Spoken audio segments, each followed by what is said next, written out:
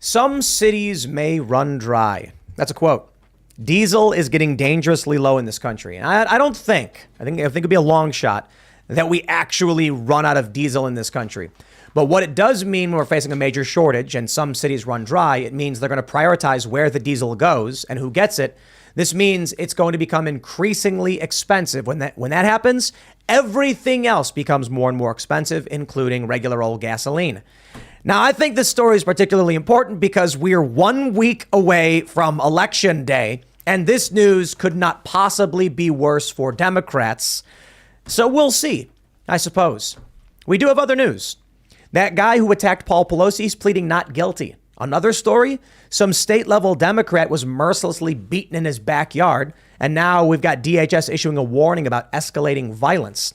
That, and of course, Elon Musk has announced, at least the plan so far, $8 for the premium Twitter Blue package, which includes some kind of verification. But he said there's going to be a tag on public figure profiles so you will know who is a journalist or a public figure or whatever outside of the verification badge. So you can verify yourself. But if you're noteworthy, I suppose, you'll get tagged or something. I just say take away the symbol of elitism. Who cares? Let these people cry about it. Elon, he is learning the hard way that communists don't want to pay for things because they're all complaining, saying, I don't want to pay for a service. Okay, fine. Elon, tell them you're taxing them, and then they'll be like, oh, well, okay, that's fine. All right, so we'll talk about that, plus a bunch of other stories. Crazy story. Chris Pavlovsky of Rumble, CEO, is saying that France is trying to get them to take down RT, and they're refusing. So the censorship is here, of course. We'll talk about this. Before we get started, my friends, head over to timcast.com, become a member to support our work directly. Click that join us button and you'll get access to the exclusive members only uncensored shows every night at about 11 p.m. There was a glitch which resulted in yesterday's not going up, but we got it up in the morning. So it is there. If you want to watch last night's, it is available. And I apologize for that, but we will have tonight's up for you on time. That you have my word, or I will sit here all night to make sure that happens. Don't forget to smash that like button, subscribe to this channel, share the show with your friends. Joining us today to talk about this and so much more is 5 times August. Hi. Who are you? Well, independent singer-songwriter from Dallas, Texas. Been writing, recording music since 2001 under the name 5 times August. Had a lot of music on TV, commercials, movies. Toured the country, played a lot of colleges. Took some time off to raise a family. Started a kids music project called the Juicebox Jukebox in 2018. Did that up until 2020. And then got fed up with the world and started releasing some protest music in early 2021. And I have a new album out called Silent War today. And you have absolutely incredible, fantastic memes and meme videos that I have to commend you on. My website is thebestpoliticalshirts.com, and I got 99 problems, but inflation made them 199 problems plus tax is the message that I have for you here today. And if you guys like the message and want to support me and my efforts here, you can on thebestpoliticalshirts.com, because you do. I'm here. Thank you again so much for having me. I just realized whenever we start the show, I'll introduce the guest, Luke, Ian, and Serge. I never say my own name. And it's like, because you didn't introduce yourself, and then I was like, Luke.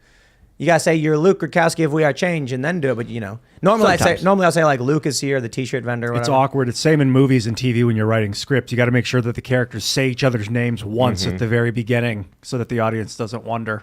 Yeah. I'm Ian Crossan, by the way. Oh, well, it's nice to meet you.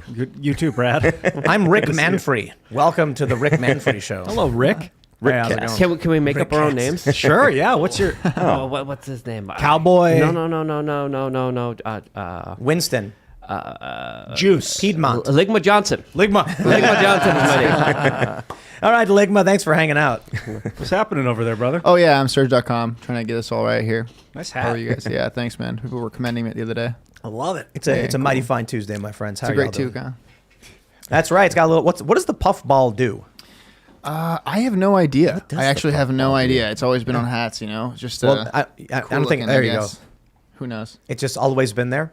It's just the way we do it. Tradition. At some point, somebody was like, there's got to be a puffball on top. I wonder if it's to mimic being a large animal. For like back in the day, they would put like a horse's hair on the top so that when you come into contact with a bear and you have to get up big to scare it, that makes it look... The puffball scares bears away. That explains it. Yeah. I don't see any bears here, do you? That's Well, there you go. You That's nailed it. All I'd say right, that. how about we talk about news? Yeah. All right, everybody. Here's the story, and it's actually really simple. Quote: Some cities may run dry for a few days. A few days. I wonder what that means for you. How do you feel about not having gas for your truck for a few days? That sound fun? Diesel supplier warns businesses on the East Coast to prepare for diesel shortage after Russia cut off imports. The other day on this show, people were super chatting that the supply was down to like 20 or 19 days. It's still down. It's not improving. They are resupplying, but not as fast as we are consuming. So it is getting a little bit worrisome that our diesel supplies are at the lowest point since like 2008. Have you guys, I just want to point this out too. Diesel supplies are at the lowest since 2008. Like more housing prices, mortgage rates, interest rates, like all of these things are starting to, we keep hearing like inflation is worse since as bad as it's been since 2008. You know, they keep saying that. And you guys remember what happened then, right? In 2008? Yeah. Yeah, we almost completely toppled the economy, except Almost. that we taxed everyone. I don't know, I think over the course of 20 years, they're going to pay out 20 trillion or something to pay off those banks from 2008. I don't know the exact numbers. They say businesses which rely on the fuel have been told to take steps to plan for the potential lack of supply, which is mostly caused by Russia cutting off imports. This means that businesses are not receiving the high number of petroleum products they were before the invasion of Ukraine. The diesel shortage is also caused by high distillate demand, refinery maintenance, and lower refinery capacity.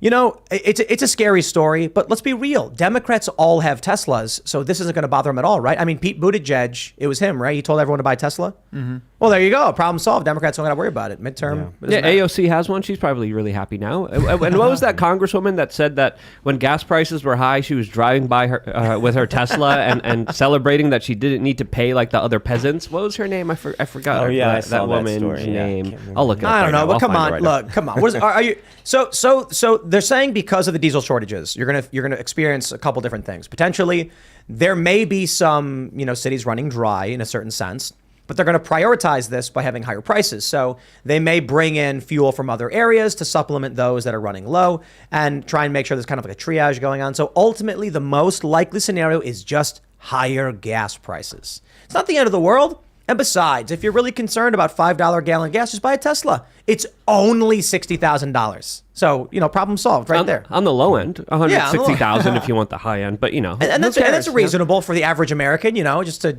spend 160 grand on a car. Might as well before inflation makes it, not valuable anything, What's that? Remember that Dan Aykroyd? I think it was Dan Aykroyd joke on SNL. He's like, inflation's great. Don't you want to smoke $100 cigars, wear a $5,000 suit, drive a $10,000 or what do you say, like $30,000 car or something? It was the 70s. But also, just to continue this story on, there's a lot of other problems ahead of us, particularly because we're just entering right now the high demand season for diesel. And a lot of people use it for heat. And so far, we had a mild fall. We're entering into a mild winter. But if winter gets severe, a lot of people are going to be using diesel, needing it to heat their homes. A lot of the country, a lot of the trucks, a lot of the farming, a lot of the infrastructure is run on diesel. So with the refineries and imports slowing down and the demand increasing, yes, the price is going to go up dramatically from here, and hopefully we could avoid an utter tragedy from unfolding here. But this is this year's problem. It's expected to get worse the second year, the third year, as of course, this is something that isn't going to be fixed anytime soon, as the conflict between Russia and the West has, of course, been escalating. And with those escalations, there are consequences. This is one of them, a diesel shortage. We had a super chat before the show started, so I just want to let everybody know, if you super chat before we go live, YouTube erases those super chats. But it was from someone named D. Lamb, who mentioned that the person who delivers, like, I guess, heating oil, was that what it was? Yeah, it was heating. Said they can't guarantee the supply over the winter. Yeah. In the UK, we heard the exact same thing. Mm-hmm. The BBC is secretly preparing messages for when there's energy shortages, like blackouts or something. And they're saying that there may be rationing or shortages of fuel for heating people's homes in the winter. Mind you, they said at the beginning of December, not only even to the Christmas holiday, so December. Oh, yeah. You can get Well like upside down planters pots, those clay pots, and then you cut a little hole in the top and you put candles inside of them. They create like heat. Yeah, like holds the heat and then makes like a little bit of the heat gets like a captured. radiator, and then you put like layers of them. So you put a larger planter on top of a smaller planter, and you can get a lot of ambient heat. for if you don't have heat. And also, I don't know how important it is, but don't they use diesel to transport diesel? Yes. They use diesel trucks. Yeah. It's a compounding problem. And gasoline and basically everything. So if there's a shortage of diesel, it means you might not have eggnog or sour cream or whatever it is you're trying to get for the Christmas holidays. Well, isn't that convenient, though? I mean, because we're saving the world right now. So you mentioned the candle and the pot stuff. I mean, that's just good for the environment anyway. Yeah, I mean, this is what it's all about. We should be figuring Isn't out that convenient, right? how to survive. Next, you know what we should do? Let's look up how to catch rabbit. And then I learned this. I think who told us this? When you're eating rabbit, you got to make sure you crack the bones and get the fat out of the marrow because otherwise it's called rabbit starvation. Yep. They don't have enough fat in them, so you can't just eat rabbit. But with the bone marrow, you should be good. Oh. Fatnum. It sounded like an element. Fatnum? Yeah, fatnum. What was I looking at? Oh, kerosene. A large segment of the world heats their homes with kerosene right now, and it causes massive lung problems because they're breathing in the black smoke. So I think candles might, on a if you scale it up, cause something like problem like that. You don't want to breathe in candle smoke, especially though people resorting to kerosene. It could be a big problem. You got to make sure things are especially ventilated. scented candles. You don't want those extra scents, the chemicals involved. Bug anus. I've been It's one of my favorites, though. I've been thinking about the policies of Joe Biden, the administration, Democrats, and what's all the fuss about? I'm not poor. It's the poor people who have to suffer under Democrats, and they voted for him. So I advocated to help people, but they get to reap what they sow, and then we can all sit back and sit atop our balconies drinking fine wine in the ivory tower, right? Luke's down for that. I don't know about that. That's not really true. But I have a better idea. Why don't we just try serfdom? I think that's going to really help the planet, and we might as well just serve the monarchy and the ruling elites and just base our lives on providing for them. I think that's a better idea. That's a really nice idea. It's a good point, though. But think about this, right? What's going to happen to your average company when the economy completely collapses? The people are going to have no choice but to become serfs, right? Like if you own the company, you basically become an oligarch. So the economy collapses, there's no resources, and then all of the working poors come to you and say, "Please help us," and then you go, "Oh, the poors want my food," and as long as you're hanging out with Democrats, they got a plan for this, I'd imagine, because they're the ones who made this all possible. I love that the pores has made its way back into the cultural conversation. Yeah. Elon Musk is going to give the pores access to verification. Yeah. Well, I thought we were in a transition because didn't Biden say that the gas shortage was part of the transition at some point, like a few months ago? Transitory. Yeah. It's all So is it on purpose? To Is it not on purpose? I don't know. To get serious with it, and I can't believe people voted for this. And there's a certain point where I understand the people who are watching and listening to the show like this, you didn't vote for it. You voted against it. You voted to protect yourselves. You voted for protecting the lives of your family, your friends, and making the world better.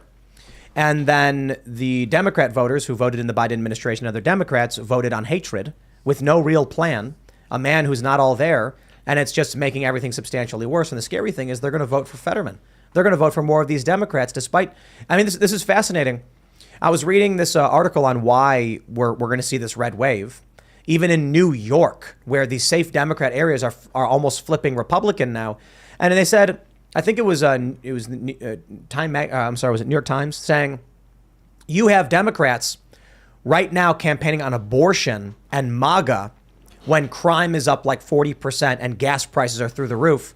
And Republicans are campaigning on these issues like, we're going to get your gas prices down and deal with crime. And the Democrats just say, but don't you want to abort your kids? And the people are like, I don't care. I'm hungry, dude. I need to drive my car. So now all of a sudden in New York, there's one poll showing Lee Zeldin is beating Hochul. We could have a Republican governor in New York. So you're saying the country's not going to be voting for the Biden administration's policies because they support Dylan Mulvaney? You say Dylan Mulvaney is not as popular to galvanize the American public to make them support this administration and the amazing work they're doing in society while destroying everything else.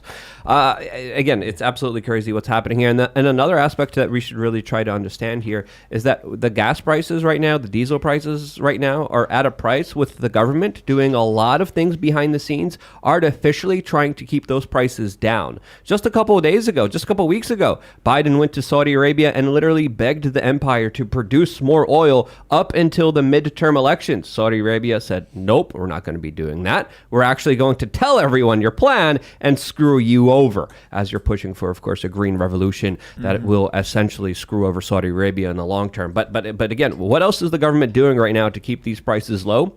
What are they going to be doing after the election when they don't care?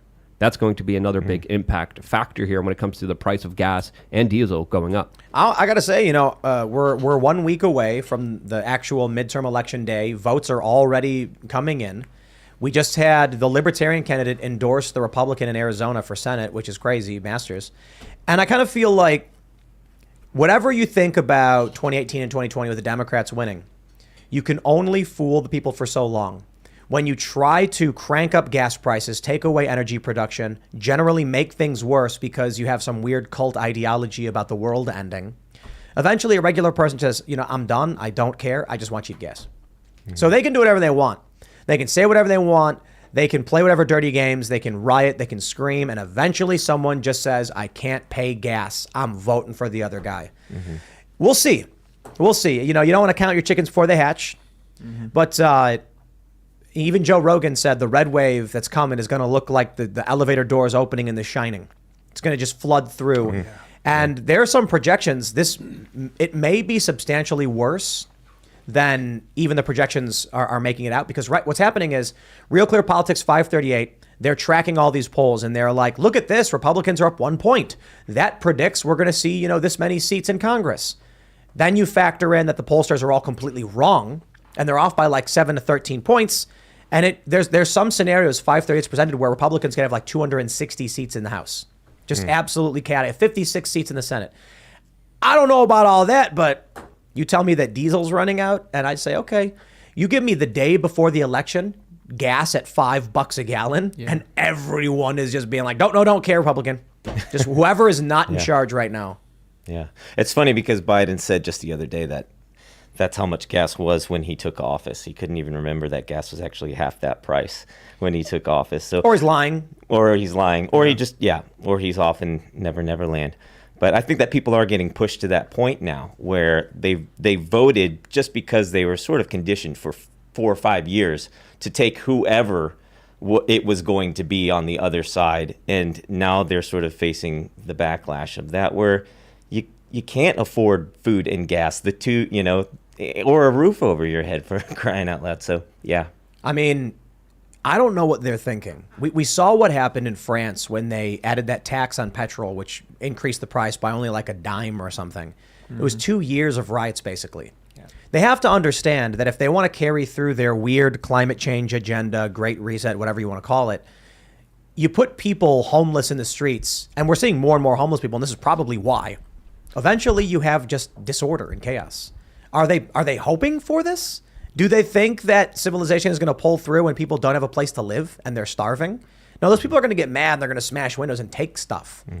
I guess that's what they want. Yep. How do you look at those cities and vote for more of it? The conditions of it right now. The last time I was in San Francisco, you could smell the urine in the air. And it's gotten worse since then. I mean, New York's not too dissimilar. New York's, sour milk? Yep. Like you walk through Midtown and you get a whiff of sour milk periodically. And roasted nuts. And roasted nuts, that's true too. It smells fantastic. If you're lucky. Yeah, if you're lucky. But it's like it's back and forth. Sometimes urine, depending on where you are. But now we've got all the crazy subway crime. You see this stuff in New York City where people are getting pushed in front of trains. Some dude got stabbed. Kids are getting robbed. And the Democrats are campaigning on abortion. I feel like cleaning the earth is something that we do when we're stabilized. Like if we're at war or in a state of chaos, we're just going to be doing what we need to do to survive and producing waste as the byproduct until we find a place of peace and stability where we can go back and clean up all the waste. Like waste management is very low on the real life living survival priority thing. So to cut out people's fuel supply and then expect us to like peacefully transition into a state of like green energy it doesn't logically transmute for me. I don't think peaceful is the way we're going. Let's jump to this next story from Forbes. Alleged Paul Pelosi attacker pleads not guilty to state charges. David DePape, the man accused of violently attacking Paul Pelosi, Nancy's husband, pleaded not guilty Tuesday to attempted murder and other state charges, according to several reports. As authorities allege, DePape specifically targeted the Pelosi's and aimed to hold the House Speaker hostage. I'm just going to pause, and I don't believe any of it. I don't know what to believe. There's a lot of really crazy stories. I don't believe the gay orgy story. I think that's a little too extreme. Maybe the people are like speculating as to why he was there, but the narrative keeps changing. For whatever reason, the police are the media reports are changing too rapidly on this one for me to understand at all what happened.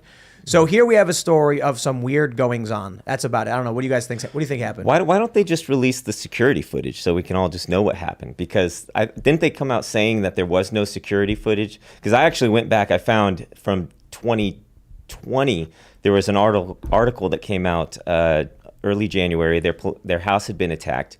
And they're like, security footage was, on there, and they don't release it now. So. They reported the police had body camera footage. Yeah, I'm hearing a bunch of crazy stuff that an unknown person opens the door. Then they said, actually, that's not true. Then they said when they came in, they saw Pelosi and DePape fighting over a hammer. Now some people are reporting that Pelosi himself opened the door. Yeah. Then they said he was in his underwear. Now they're saying he wasn't in his underwear. Like, what's how do you screw that up? Yeah. How do you mess that up? It's like the Bin Laden raid. He was wearing long johns.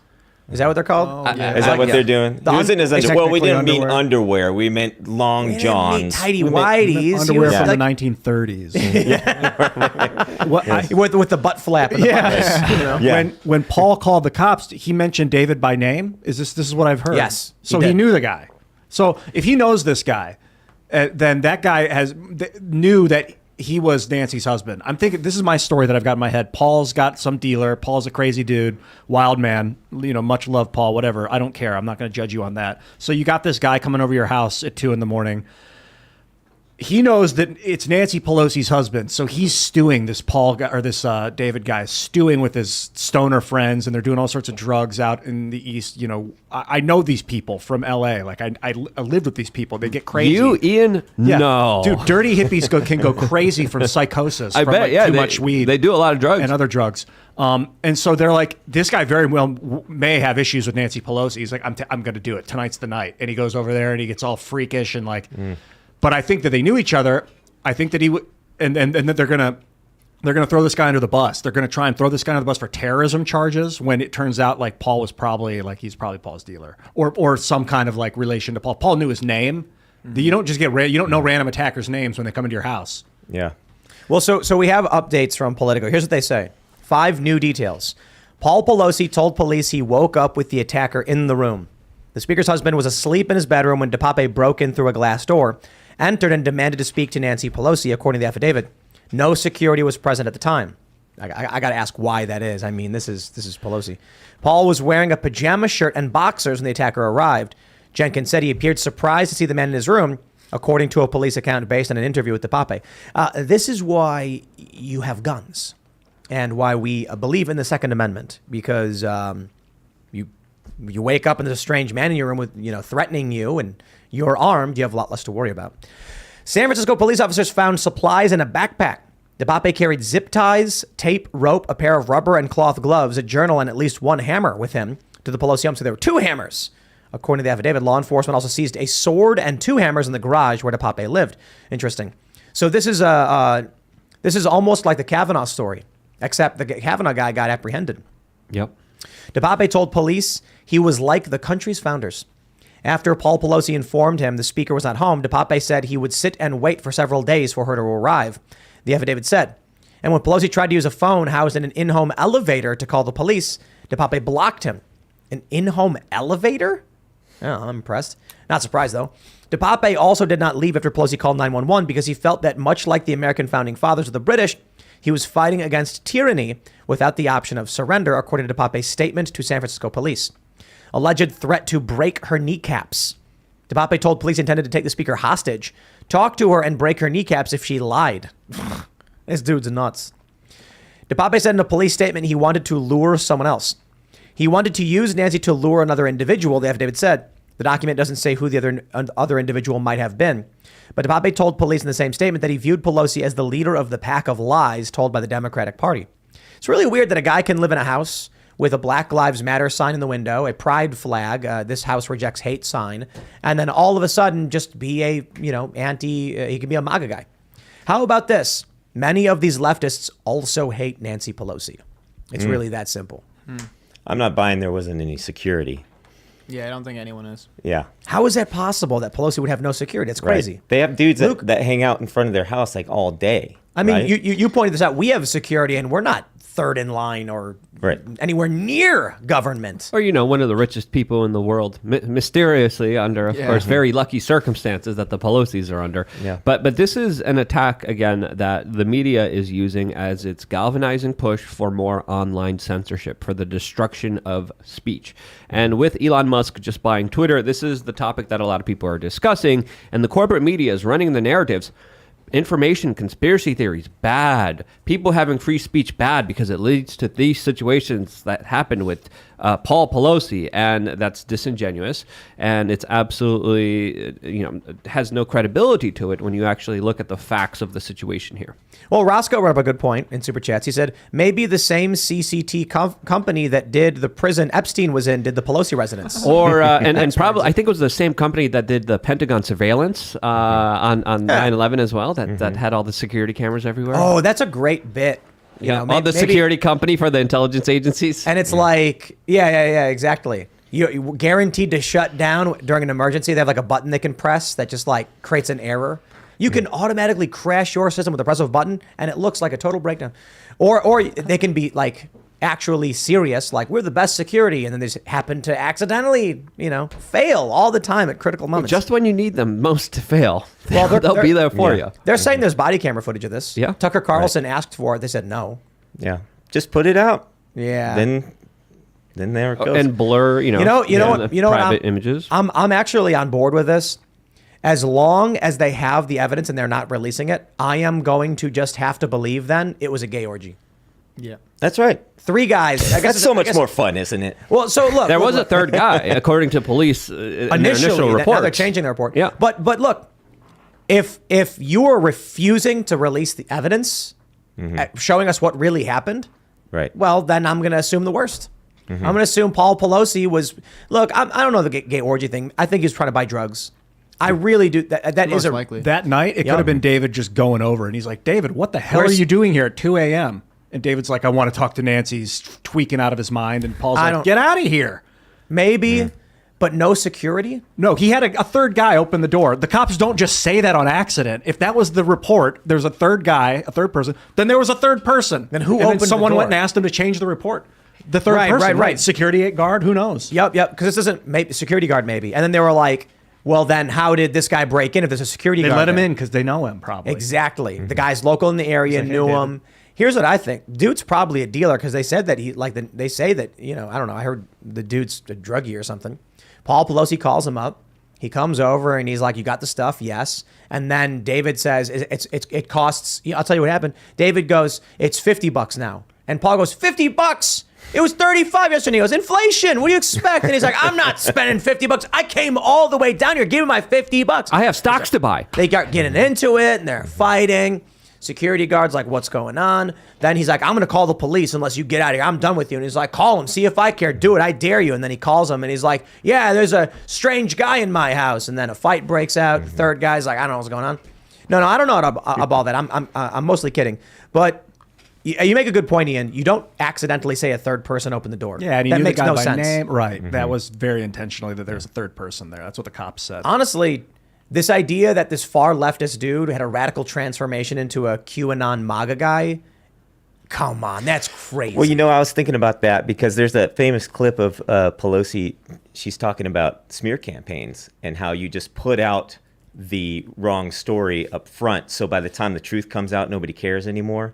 And so that's what I think this is they're just put out the smear campaign for their own political purposes. It doesn't matter clearly, but I can't. I find it really hard to believe that this reminds me of like the craziness of the Alec Baldwin story, because we talked a lot about how the scenario for Alec Baldwin to have accidentally killed that woman is like winning the lottery 3 times in a row. Like, accidentally doesn't check the gun after decades of training on set. Accidentally, it's loaded with live ammo. He accidentally points it at her, accidentally pulls the hammer back, accidentally pulls the trigger. Like, come on. Yeah. Like, all of those things, you know, it's possible, I guess. But the simple story is actually just he pointed it and shot it. Like, why didn't he check the gun? So I look at this story and I'm like, okay, you want me to believe that a far leftist who lives in a house with a BLM sign, a pride flag, a hippie leftist with stickers on the bus in their parking space that has a bunch of leftists, like pro-liberal Democrat stuff, in San Francisco, in Berkeley, or was it San Francisco or was it Berkeley? That's San Francisco. I think he lived in Berkeley, and then this happened in San Francisco at Paul's house. Right. So I'm supposed to believe this guy all of a sudden just had this radical transformation to a Trump supporter, even though he's a Canadian illegal immigrant. He has this radical transformation. Knows where the Pelosi's live, shows up, there's no security, is able to get in. I got to believe all of those things for this story to be true. Then I got to believe the police accidentally said there was a third person. Then I got to believe they accidentally reported he was in his underwear. Are you kidding me? After all of those accidental reportings, I don't believe it. I'm sorry. I want to know who I don't know what happened. Who he wants to talk to. Like, he was like, Nancy's going to be honest with me, or else I'll, the threatened about her kneecaps. But like, honest about what? What's going on here? That sounds personal. Sounds like they know each other. And then who's this other person that he wants Nancy to like corroborate something for another person? Like, it just sounds all like personal family drama. Yeah, maybe it was Pelosi's son's dealer. Maybe it was their son's dealer. And he showed up because he was like, dude owes me money. Security guard let him in because they know him. And then he went to Paul and said, your son owes me money. You're going to pay me. So he's like, no, I'm not. I don't care what my son's doing. And then he's like, apparently his son was there. You want to check this real quick? Wow. And he's probably like, I'll go to the media. I'll tell everyone your son's doing a bunch of drugs. You don't want this kind of information. And then, the Pelosi's are like, there's one way to stop this story from going out there. Get the hammer out. Yeah. Okay. I don't know if he was there. Vibrating hammer, quick. Get the AA batteries in there immediately. He may have been there after the fact, but look, I'll just say this. If you want me to believe a whole bunch of crazy circumstances to believe your insane story, like, that's conspiracy theory territory, dude.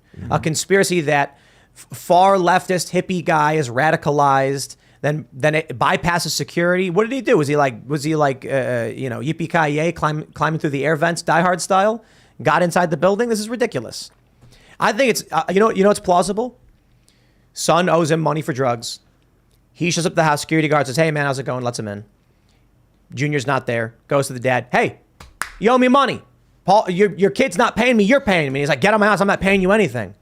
Then he's like, if you don't leave, I'm going to call the cops. And that's how it happens. Then the third guy who opens the door is a security guy who was like, leave me out of it. Then they're like, how do we explain this to the press, that there was a drug deal gone wrong or something?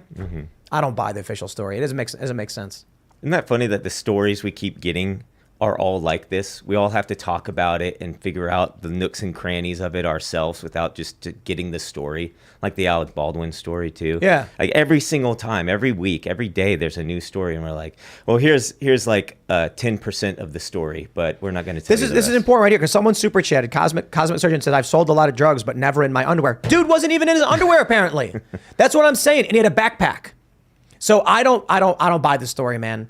Guy gets radicalized. The cops get the story completely wrong. I just looked at him and I assumed that blue jeans and a t-shirt was underwear. Whoops. The third guy, actually same guy. If there was no third guy who opened the door for you, it was Paul Pelosi. But he was fighting with the guy over the hammer? Yes. So he's fighting with the guy with the hammer, makes his way, they both wiggle over to the door, he opens it for you as he's fighting? This is insane, come on. I'll tell you this, I get it, we don't know what happened. How about you release the surveillance footage and the body camera footage, and then we'll all know exactly what happened and the story can go away. Exactly. Simple. I don't see how you could prosecute this story without body camera footage at this point. We don't use footage anymore for these stories, though. I'm There's really never concerned. footage ever. So David, for these kinds of things. He said he's innocent. So he's going declared innocence, or he's pleading innocent. I wonder what his side of the story Well, is. he's released that statement. So that's the other thing, too. It's like he told police these things. Okay, sure. I'm definitely down to look, and I want to hear him say it. The challenge is when the police have already gotten all this stuff wrong, you expect me to believe him? The cops are like, he was in his underwear and a third dude opened the door. Oops, never mind. And now you expect me to trust you when you say, here's what he told me? Yeah. The crazy guy said this. Oh, God, yeah, Last night I was thinking I can't wait to hear David's side of the story, and then I got this like message from God. I got this impulse of like, there's no way we're letting him talk to the public, and that was from Paul.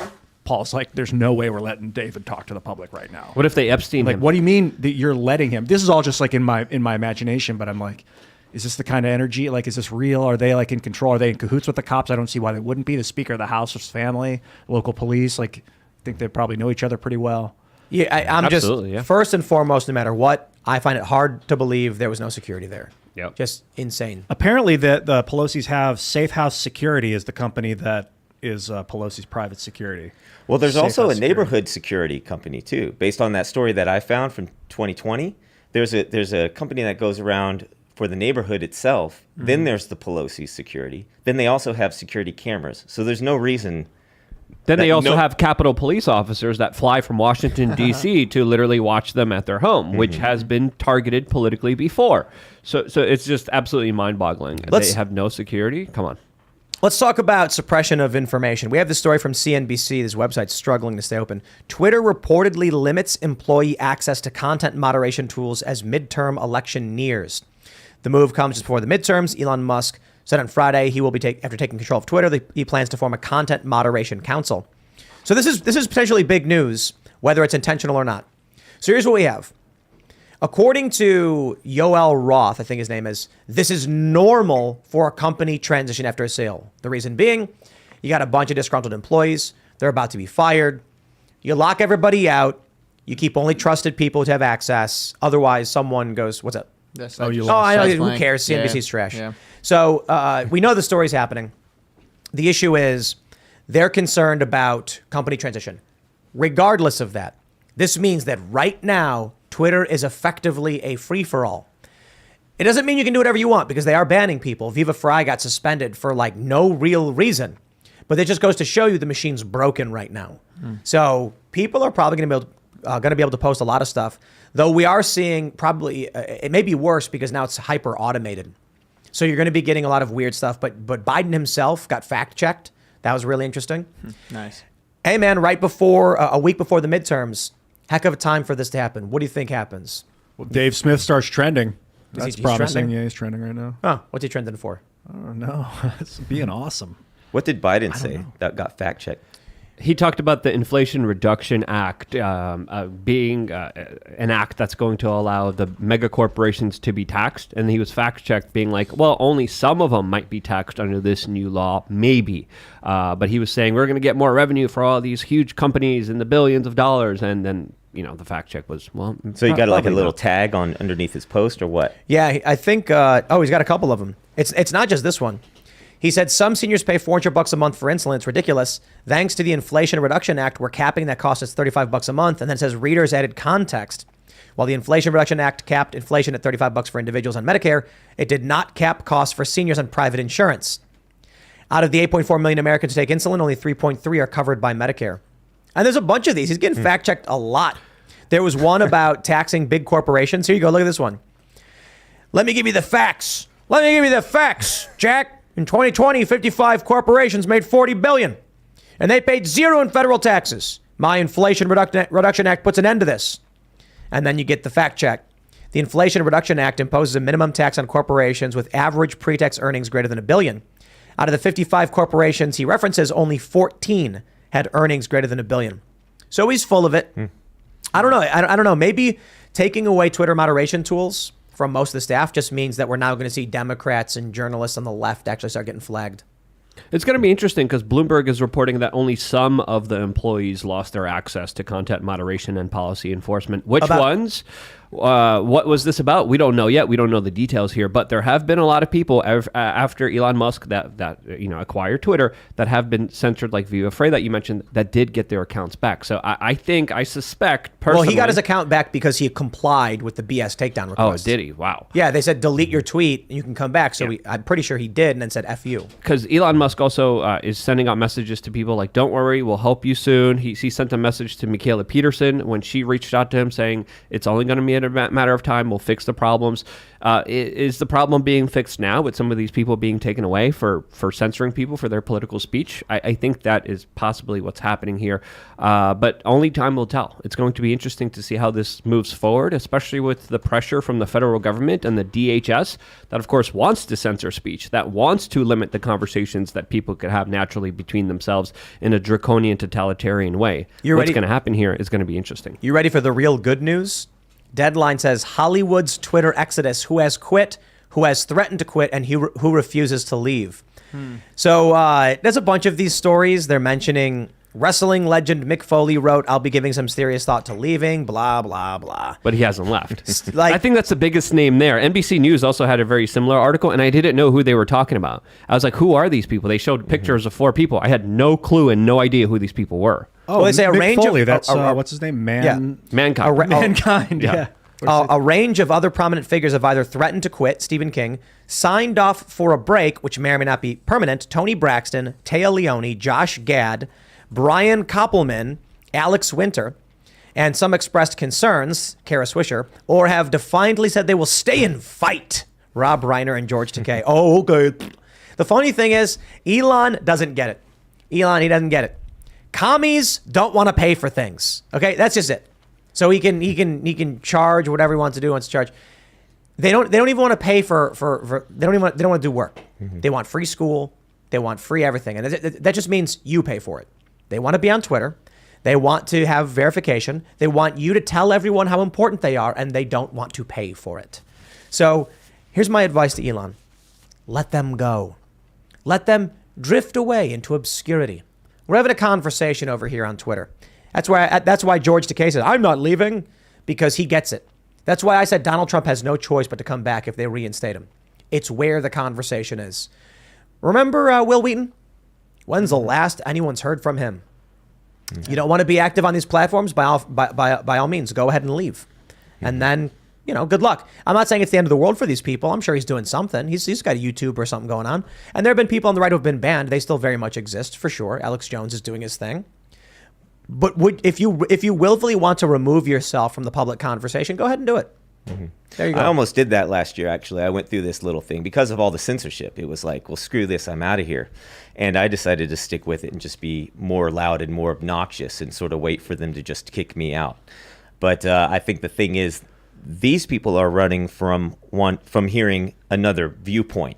You have one side of the aisle that's like, I'm going to stay here and be loud and say what I want to say, shooting for truth, fighting for freedom.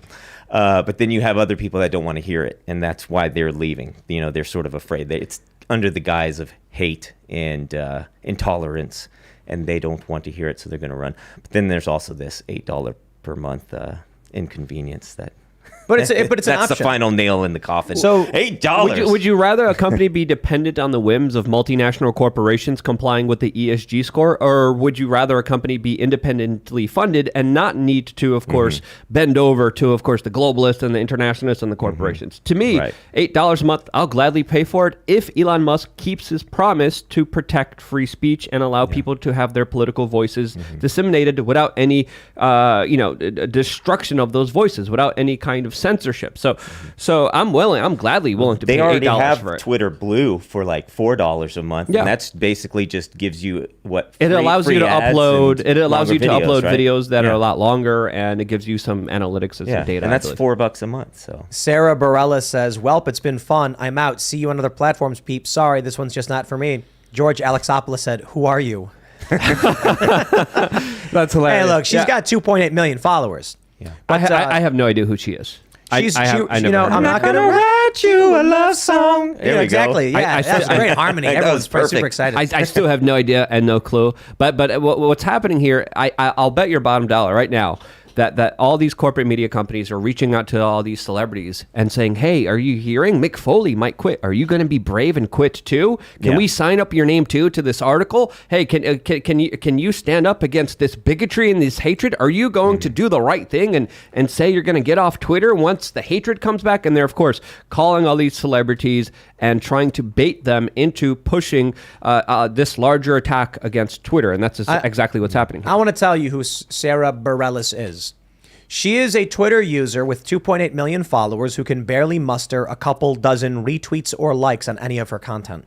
Yeah, I mean, all of her tweets, no engagement. So see, this is the opportunity for a lot of these has-beens. They have a lot of followers because they gained a lot of followers for doing something, but now they're not relevant anymore. How do you make yourself relevant? Stand up defiantly and say, I have almost 3 million followers and I'm leaving. Well, nobody, look. This is my point though. See how she gets like no retweets anywhere? 31, wow. 31, 30, 19. But hold on. When she says, I'm leaving, 6,000. With 40,000 replies, 75,000 likes. It's just PR.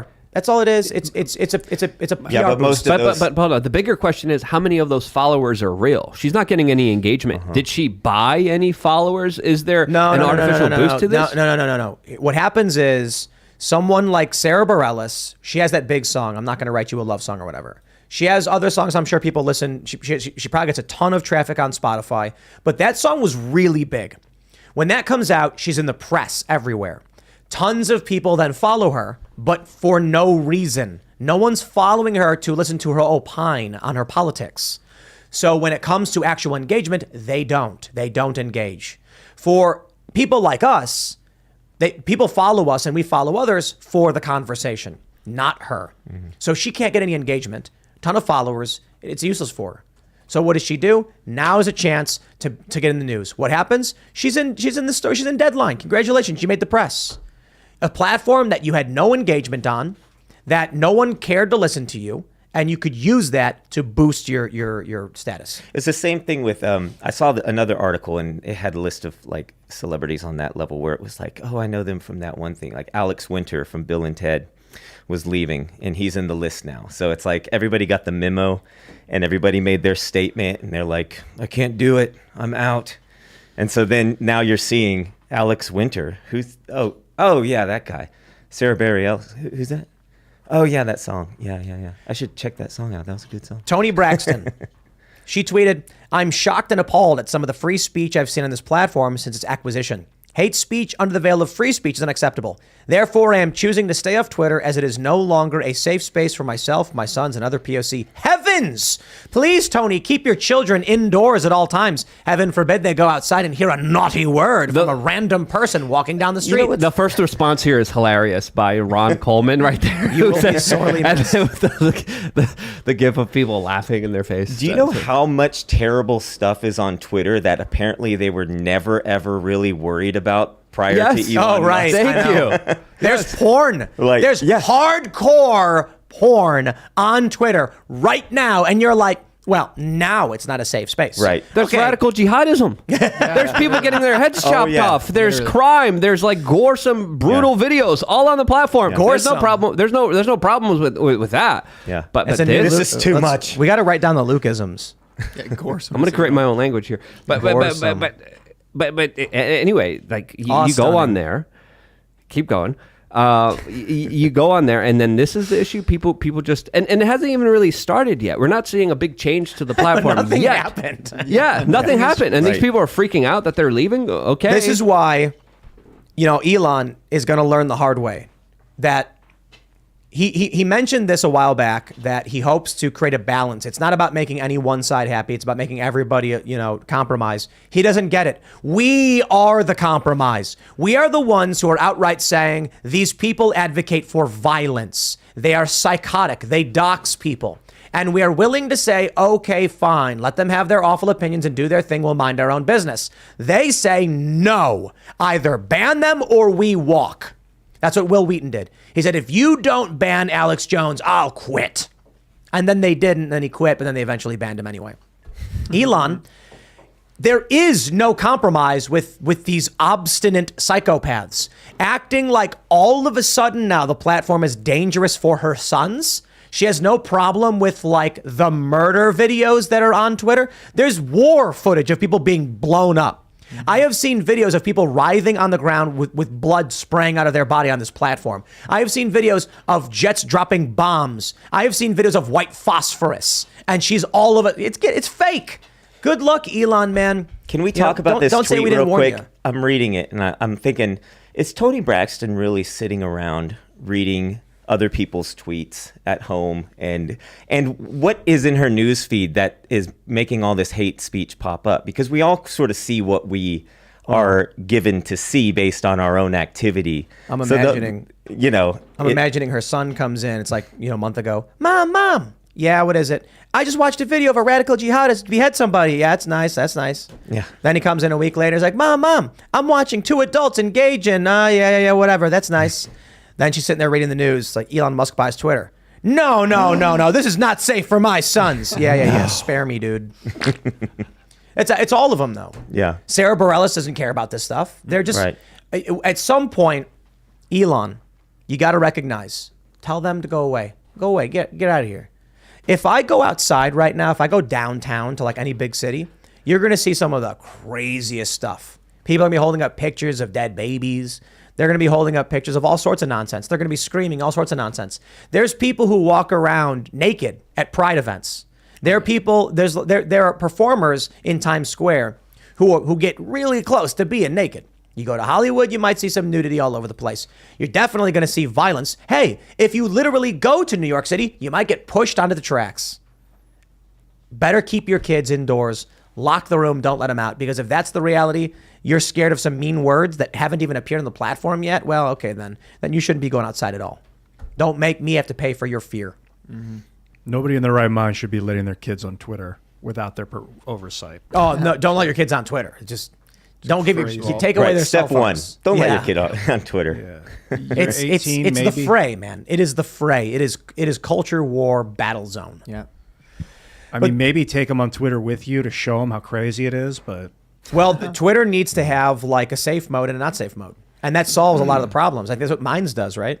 yeah, not So- safe for work stuff. Yeah, you can have a safe mode, which is kind of like, there's some news stuff on it that's probably not appropriate for kids, but it's not really that crazy. And then there's the not safe for work stuff, which is war, combat, serious crimes. Politics, in my opinion. A lot of politics. I don't know, though. I think kids are allowed to listen to politics to a certain degree.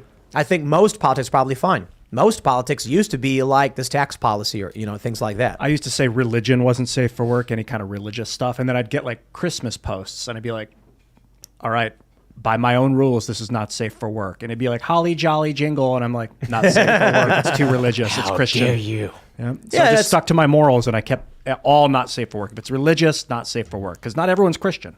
But it is safe for work.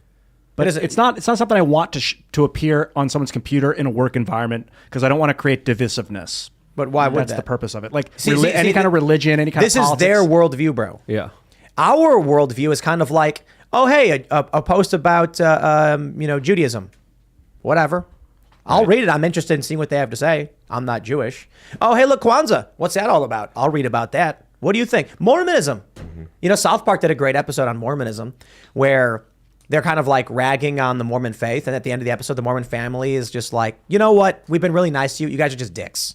Like the Mormon family was really nice and wholesome and didn't hurt anybody, but they believed things that the other kids thought were stupid. That's how I see it. You post something on social media and I think it's dumb. Whatever, man. If I disagree with you, I disagree with you. That's the conversation. If it's like someone saying, if I see like a post about BLM or something, and it's in the context of, hey, look at this young man who was killed by police in this story. It's really sad. I'm not going to be like, screw you, you morons. I'm going to be like, oh, whatever, Yeah, we shouldn't be trying, Ian, to appease deranged children who never grew up. Like these individuals, put them in a safe space. Put play foam in there, pad the walls up, and make it a virtual safe space where people could go and they will prioritize feelings over facts, and then have a real place where adults could go that could have serious conversations and could handle the realities of this world and not need to be safeguarded from the truth. So this is what Elon Musk has been talking about doing. He also has been talking about sharing advertisement revenue and revenue from Twitter, giving it to some of the content creators. He's planning to officially lay off 25% of the company. So this is going to be a very big transition that we're going to be seeing here. And I think he's going to, at the end of the day, offer people the opportunity. Hey, have your little safe space, be able just to see Disney cartoons and commercials for Big Pharma being regurgitated to you. You could have that space. And then you could have a real world space. They could make Twitter invite-only nodes. He could say that someone like, Sarah Bareilles can elect to create a node, which will give anyone who follows her an invite to join the node, and the node is only her followers. No one can see anything inside of it or share anything outside of it unless they're invited to the node. How about that? Have you seen the tribal social? Yeah. Like, why aren't they all flocking on over there? And Well, just a lot of them making, are, you know. But Are they? but here's the issue: the Daily Beast wrote that Tribal Social is full of hate speech. They're going after Tribal the same as they go after Parler. Why? Because Face CIA Book and Twitter, actively collude with government, and the real advantage to decentralized networks is the manipulation of public opinion. Getting everybody to go to Tribal Social is just as bad as if it's Parler. You lose control of the narrative. Mm-hmm. There you go. That makes sense. Let's jump to this next story. Let's talk about censorship. Chris Pavlovsky tweeted, "The French government has demanded that Rumble block Russian news sources. Like Elon Musk, I won't move our goalposts for any foreign government. Rumble will turn off France entirely. France isn't material to us, and we will challenge the legality of this demand." Chris, why even turn off Rumble in France? Just ignore them. What can they do? You're not in France. If people in France type in rumble.com, that's on the people of France. Let the government of France block the website like the Chinese Communist Party would, and then we'll talk about it. How about that?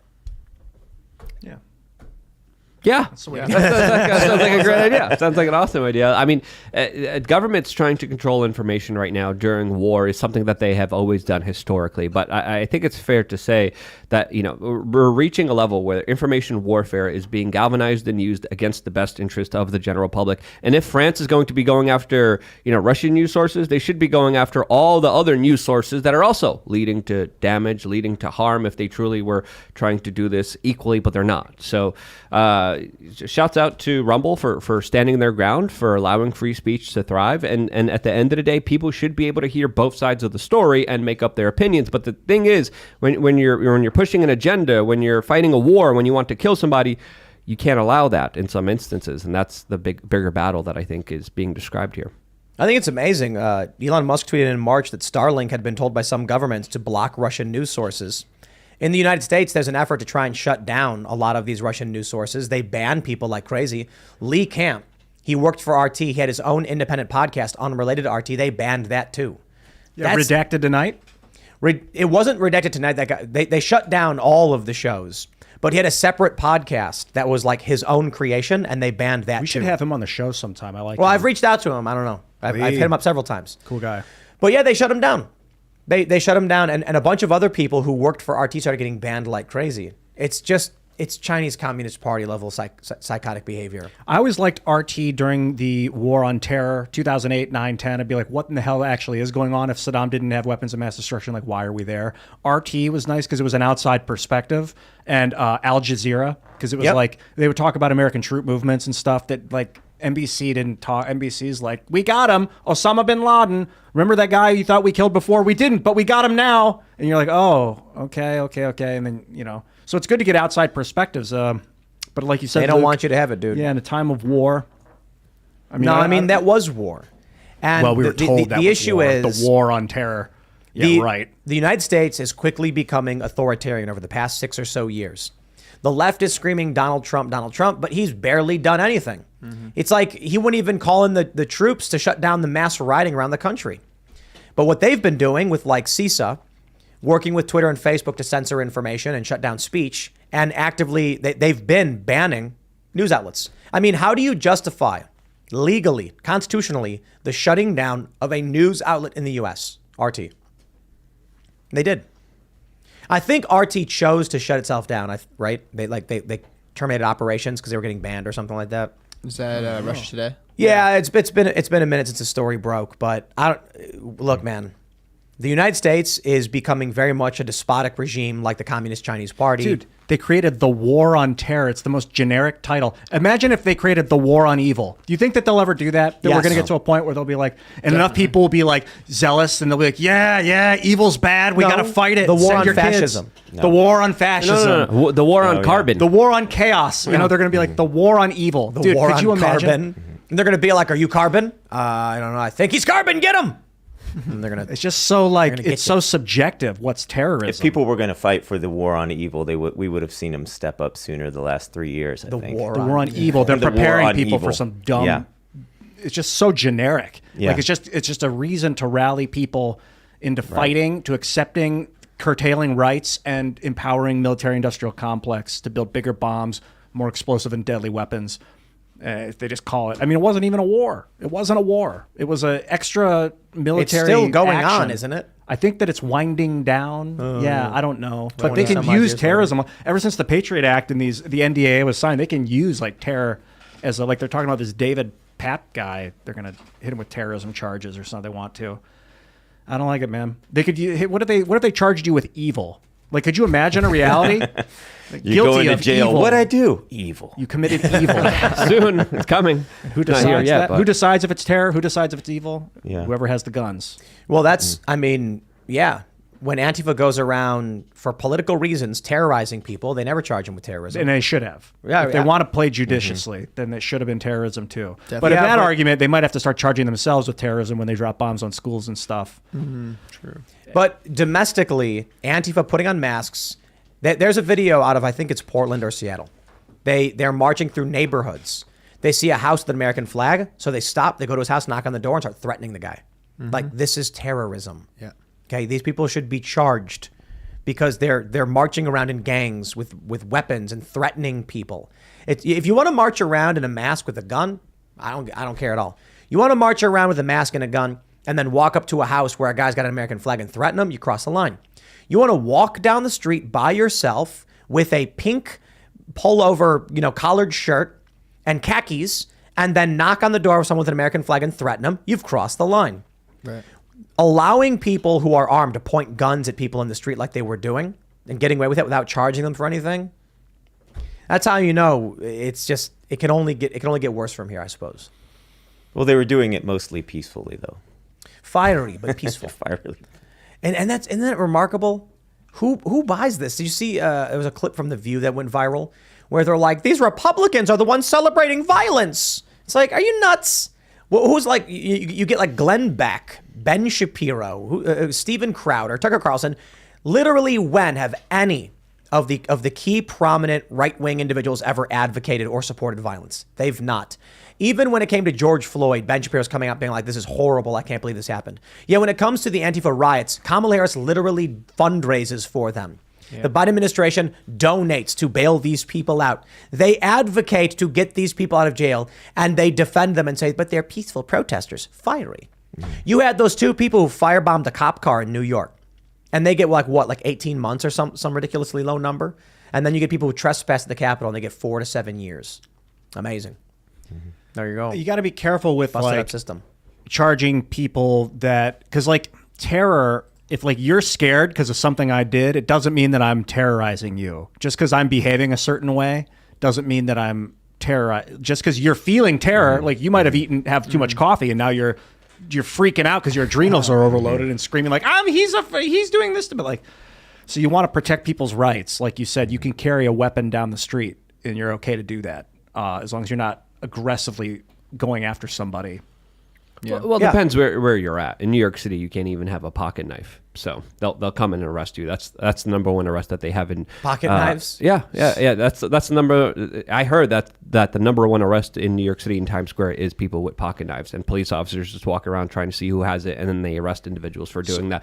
So constitutionally, I should clarify. Yeah. Again, what's happening here is people are trying to control the narrative. As I've been saying for a long time, and other people said it before me, the first casualty of war is the truth.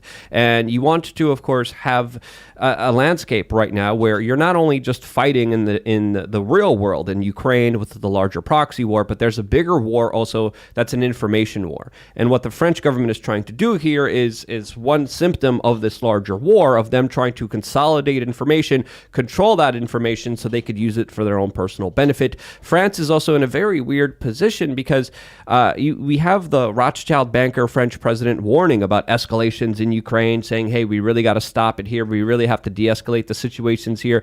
And now the French government is just trying to ban any alternative version of the story, which of course is predominantly done for their war that they're trying to push, as of course France has been giving aid to Ukraine.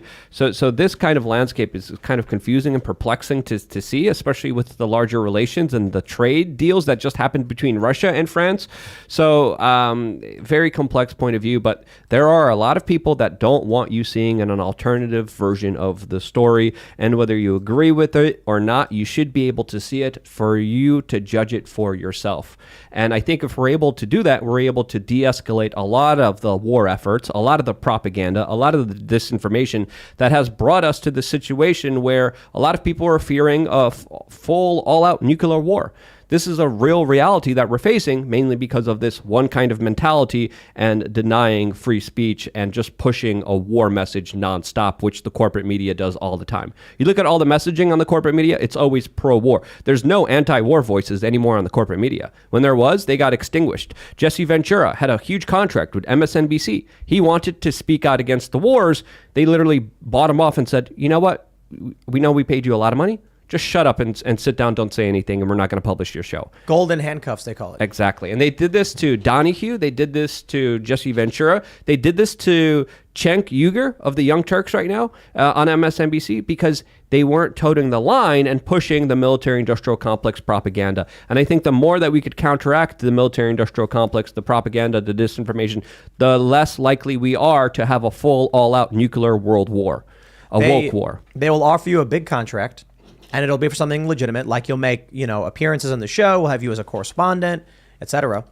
And then if you don't say what the machine wants you to say, it serves a great benefit to have you under contract where you can't go say things elsewhere. So now you're getting paid mid six figures. Some of these people are getting millions of dollars. You go on the TV, you say the war is wrong, they stop booking you. You're under contract, you can't go anywhere else. You are effectively careerless in limbo, but well paid, and there's nothing you can do about it. How many of those contracts you think have rolled out over the last couple of years for just all of the information, COVID stuff and everything? Oh, tons. Because, when you see the memos, like it seems like everybody gets the same memos and then everybody sort of says the same thing online and then there's a pattern to it, Well, that I think, what we're learning about the DHS colluding with social media, they're colluding with traditional media. There's no way that they have takedown requests of Twitter and Facebook and they don't have contacts at major media outlets to talk with the heads about what stories are good or bad. Put it this way. You think that if they're doing that social media, they're not going to the New York Times being like, hey, that story's really bad. It's going to get people killed. They do that. I guarantee you the New York Times, they probably go, we'll take it down. We won't publish. They probably get a phone call like, hey, we hear you're about to run a story about this. That's going to put us in jeopardy. We're asking you not to run it. And they'll go, okay, you got it. No worries. Some stories they probably say we'll run it anyway, but it's all one big club, man. Mm-hmm. And you ain't in it. Same club they used to beat you over the head with. George Carlin. The France thing is interesting because they're threatening to shut down servers from Rumble. They've been funding Ukraine, you said, but now they're also taking research and development from Russia. Yeah, Russia's sending them I don't know if it's fissile material, but they're sending them fusion parts for their fusion reactor. Mm-hmm. Russia and France are working together right now on building a fusion reactor. I don't understand then why they would want to shut off Russia today. It's just very strange. There's exactly. It's like there's oligarchs and then there's government and they're not working together. Mm-hmm. Or they have different goals or something. Let's talk about crazy old Biden. In this crazy old Biden story we got for you, Biden again says his son Beau died in Iraq while catching himself confusing the Iraq and Ukraine wars when discussing what caused worldwide inflation. So I don't know if they have the video here. Let's play. Yeah, I think we can play it. No change in the quality of it, just changing the price. And they talk about inflation. We're dealing with it for a whole second. Inflation is a worldwide problem right now because of a war in Iraq and the impact on oil and what Russia's doing. The war in Ukraine. And think of Iraq because that's where my son died. His son did not die in Iraq. He died in a hospital in the United States, correct? I believe that's. Boston, I believe. Yeah. Yeah, it was. He had cancer, I believe, but it wasn't in Iraq. This is the second time Joe Biden said this. He sounds like he's looking out a window at an old folks' home, and he's like, "I was just staying on my son." But if he was, he'd be standing there and be like, it's just thinking about my son. He died in Iraq. And the nurse would be like, that's right, right. Mr. Yeah, Biden. exactly. Come with me and we'll Yeah, get yeah. you to bed. Here's your medicine. He'll be like, oh, I like my medicine. You're like, there He's you not go. wrong that the inflation is caused by the war in Iraq, though. The war in Iraq caused a lot of this mess. That's right. He accidentally says, He accidentally says something that's partly true. I think the dude probably he's beyond medication. You know, look, I was in Gettysburg, and one of the souvenir shops, they sold pill containers, really fancy ones, like the little metal heart-shaped, and you'd open it, and it was like you put your pills in it, and I'm like, wow. You know, that's for older people who have to take certain medications. I think Joe Biden's beyond that. Like, Oh yeah. you know he's on meds. They got to have him on uppers, and he's still this bad. I've seen videos of THC consuming amyloid plaque, which is the plaque that grows on the blood vessels in the brain, causes Alzheimer's. So there's evidence that THC consumes that So plaque. you're saying that Joe Biden's got to rock the ganj if you want to get all Smoke better. that dude, bruh.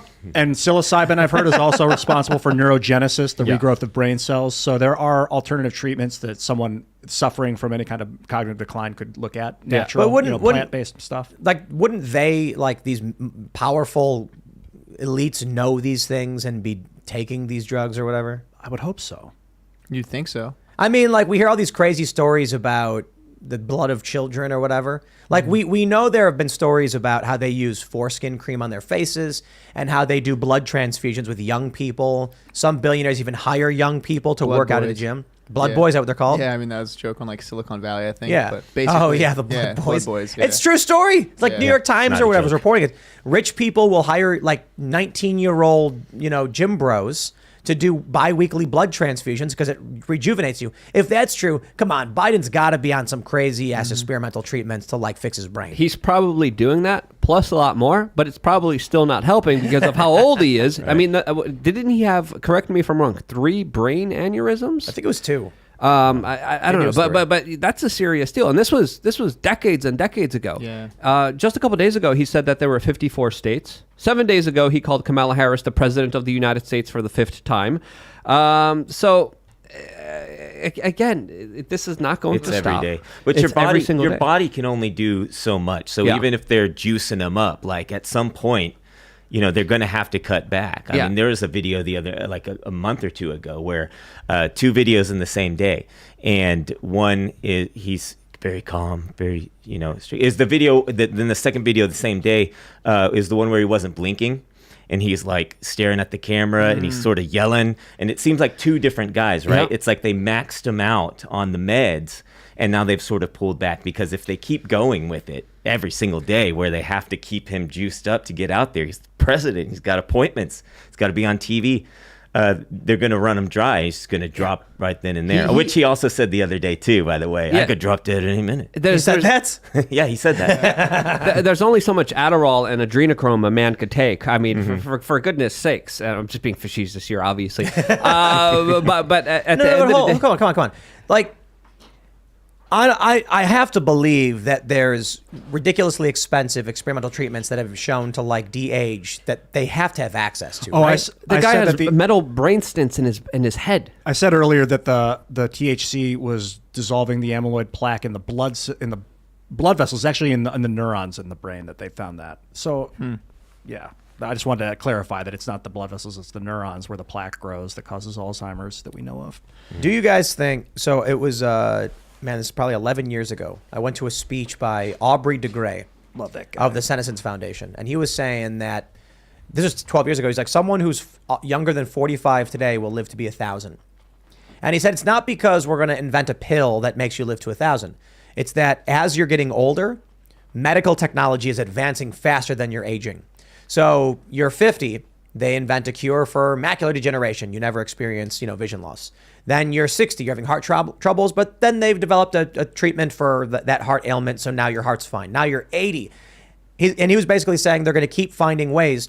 Basically, you're aging, but science is advancing so fast, they're curing everything, and then eventually you live to be 1,000. Rogan's a cool example. If you watch his show a lot, you see him get younger over the years. Like, What, really? Yeah, like probably like 5 years ago, he was looking pretty rugged, or like 4 years ago. It was probably just a rough week, couple weeks eating a lot, maybe some junk or something. And then sometimes you'll see it and he looks like 5 years younger. I mean, he is on it. He's on like the life extension protocol. Yeah, he right said now. he's feeling better because of the carnivore diet that he tried, Really? where he was only doing meat, and he was like, But he's not. Is he still only doing? I don't that? think so. I think he's doing something November where he cuts out all alcohol and cigarettes. Yeah, and they're on the Sober October. sober October. Excuse me. Oh, yeah. There's I- another November thing that's not family friendly to mention here. Right. I do. I do sober forever. I just don't drink. I had a sip of cognac. I'm not like, was it called teetotal or whatever? Like I'll have a drink, I guess, if the situation warrants it. But I don't ever get drunk. I'm the same way. No drugs, no smoking, nothing. And I try to eat. I've been eating really good over the past year. Like the worst thing I've done is had like traditional desserts, maybe like 12 times in the year. But for the most part, it's been like fresher and fresher foods, eating like a steak or fish or chicken breast with vegetables. So, I mean, that seems to be working out. I think Joe, maybe it's the NAD. Because I remember he had that guy on his show who talked about NAD, NMA, and resveratrol. You remember It must that? have been David Sinclair. Was that Or the guy? Could have been. He's out of Harvard scientist. I think it's that guy, Yeah. and he's 15, but he looks 30. Yes, that's Sinclair. Yep. And his dad also apparently is very young, and his dog. I think they were experimenting on the dogs too, and their dogs are getting life extension. Really? results. What are they doing to the dog? NAD. I believe Really? it's NAD. You should talk to David Sinclair. He's the guy. I'm gonna look him up right now. Yeah. Yeah, I'd NAD, be like, man. I have a dog that would be awesome. Might have been NMN, nicotinamide mononucleotide. What if it They're all is kinda NAD? related. What if the NAD turns out to be some kind of like, life extension serum or something? That's it. Nicotine.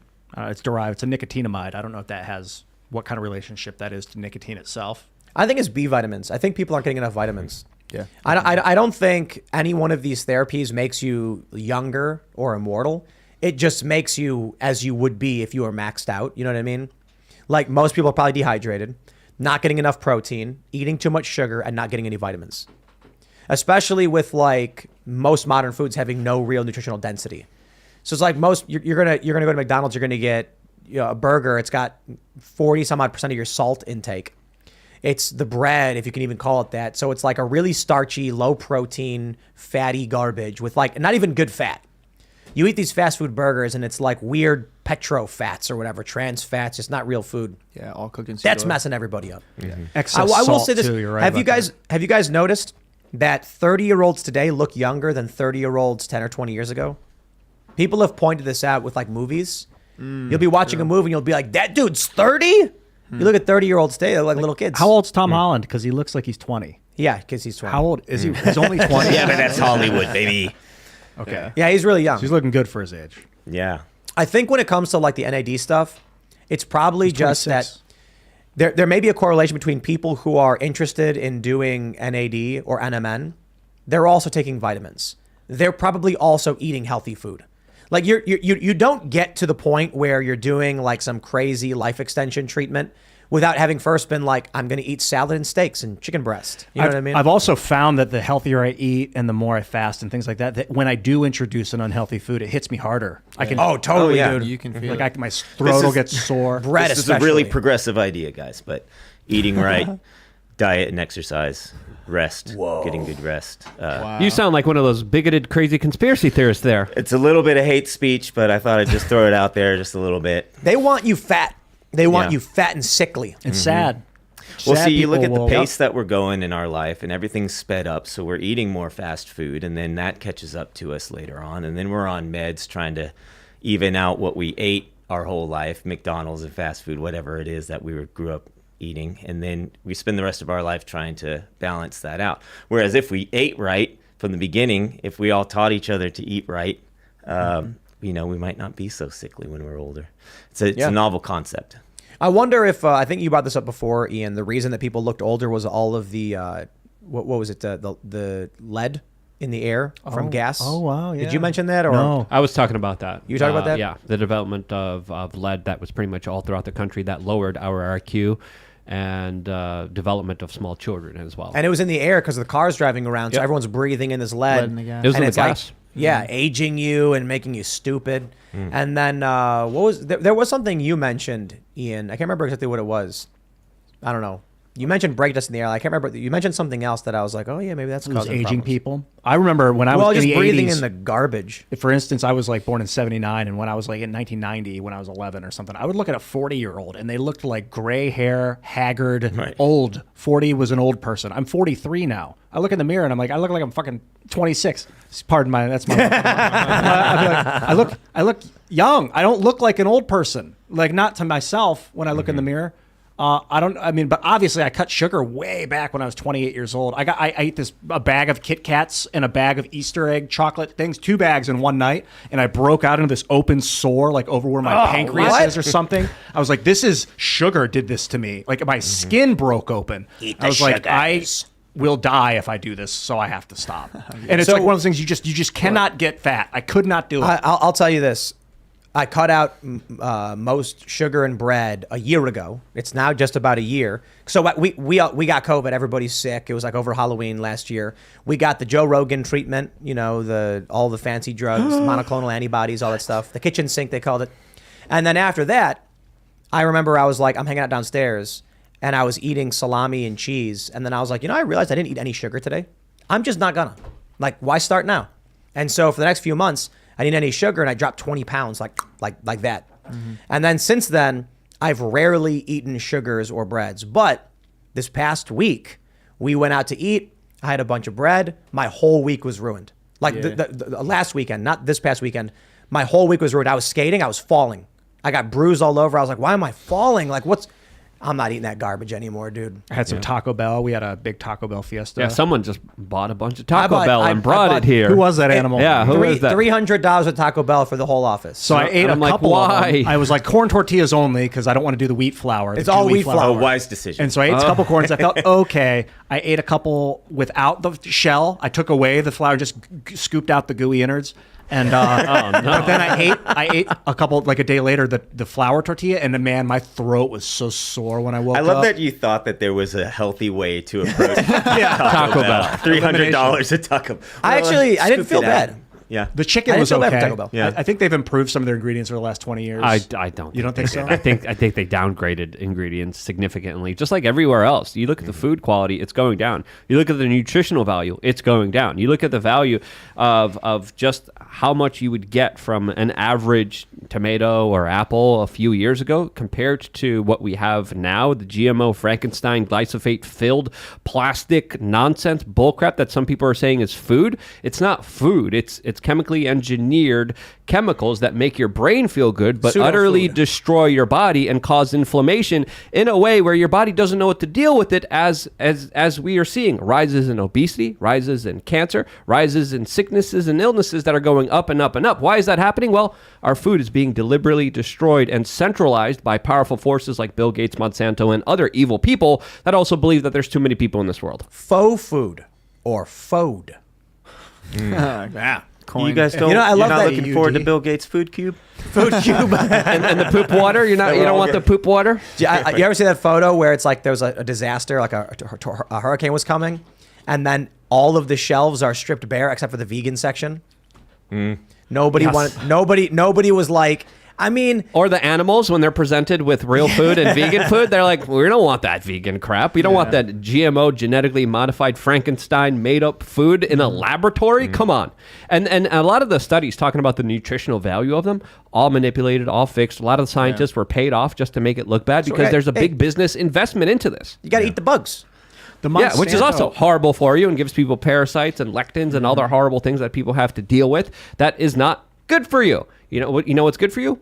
Actual food. You know what we don't have? Actual food. It's crazy. The Monsanto stuff really has me concerned because they weren't in the 90s. I don't remember Monsanto being that big of a deal. It was like 2005, or this is when I started to realize that this mega corporation has been spraying huge swaths of land with this chemical glyphosate that you brought up. As they have a revolving door within the FDA and the regulatory government boards that, of course, watches over them and decides major decisions for them. They started working with other biotech industries. I don't know who exactly is doing it all, but they genetically modify seeds to be resistant to a pesticide, or I think it's an herbicide that they create called glyphosate. So they genetically modify seeds that can resist this herbicide, and then so the farmers have to buy the Monsanto seed in order to resist the Monsanto herbicide. Otherwise, Otherwise, they're on their own in a lot of ways. And so for profit, they'll do that. But then once you start spraying your land with glyphosate, there's no turning back. You can't use normal seeds because they'll die off from the glyphosate. You have to keep buying these genetically modified seeds. And it destroys not only the bad bacteria, but the good bacteria as well. So essentially, when you're taking something that's like glyphosate, a lot of scientists have described it as taking antibiotics because it destroys also your gut biome.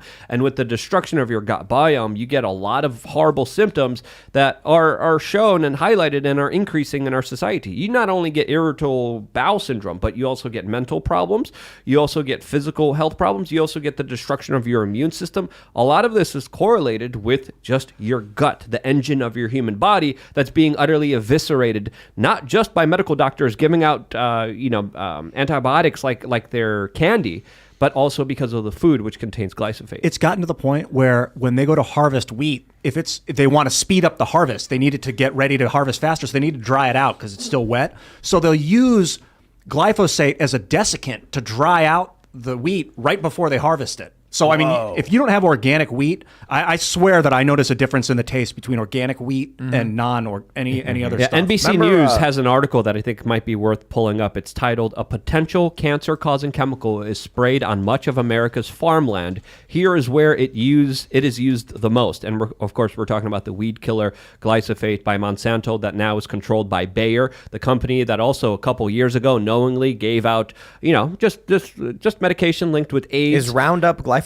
Yes. Yes, it is. Yes. Popular weed killers alleged link to cancer stirs widespread concern. Yeah, and there's many lawsuits that have been successfully I've launched seen those against commercials. Monsanto because they are showing the emails, the data, the fudged, scientific data, the fudged regulators that were bought off by them that, of course, knowingly knew that there's a link here to cancer. We're just going to use it anyway, Look and at we're going to this. suppress this story. Look at this.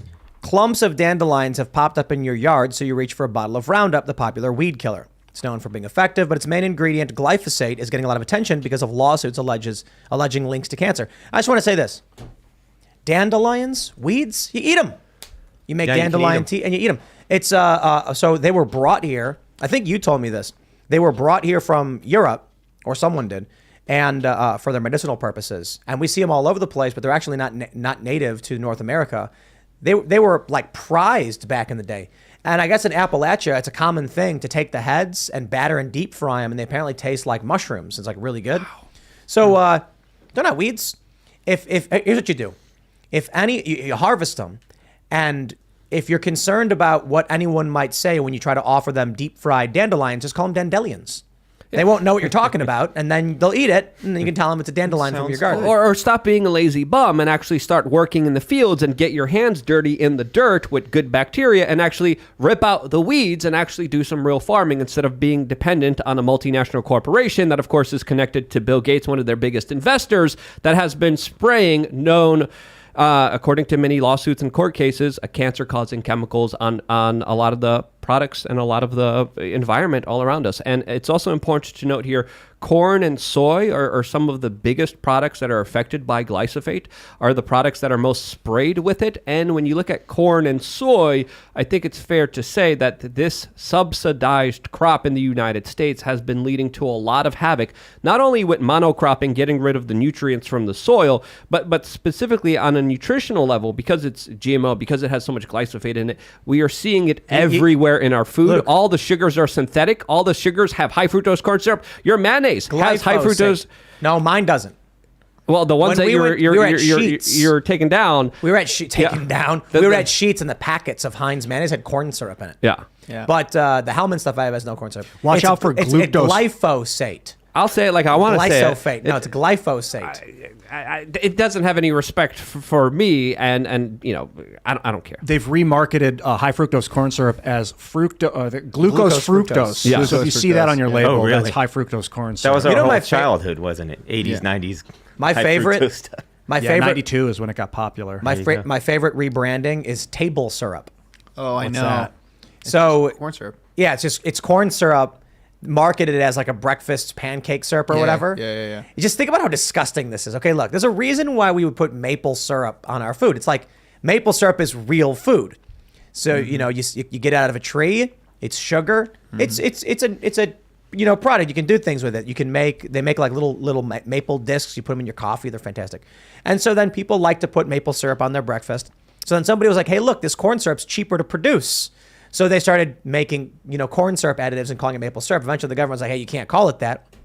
Basically, you have this disgusting chemical mix on your table to pour onto your already starched breakfast. I just find it absolutely disgusting. It's wild. Table syrup. I love how they rebranded it. Yeah.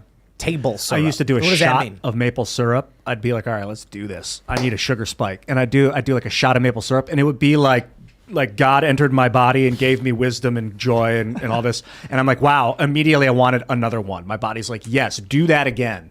So I would experiment and I would reach for it and I'd do a second shot, and it would taste like I was drinking black, nasty death. Like it was just like poison. It was just too much sugar. Like you don't need the body immediately when it feels good, it wants it again. It doesn't mean that you're going to feel the same way the second time you do it. So I realized when you want that addictive second shot, just put it down. Well, high fructose corn syrup has been engineered in a way so your body doesn't reject it like it does natural sugar. So if you're eating natural sugar, your body says, hey, you're getting too much sugar. Stop eating all these berries. Stop eating all these fruits.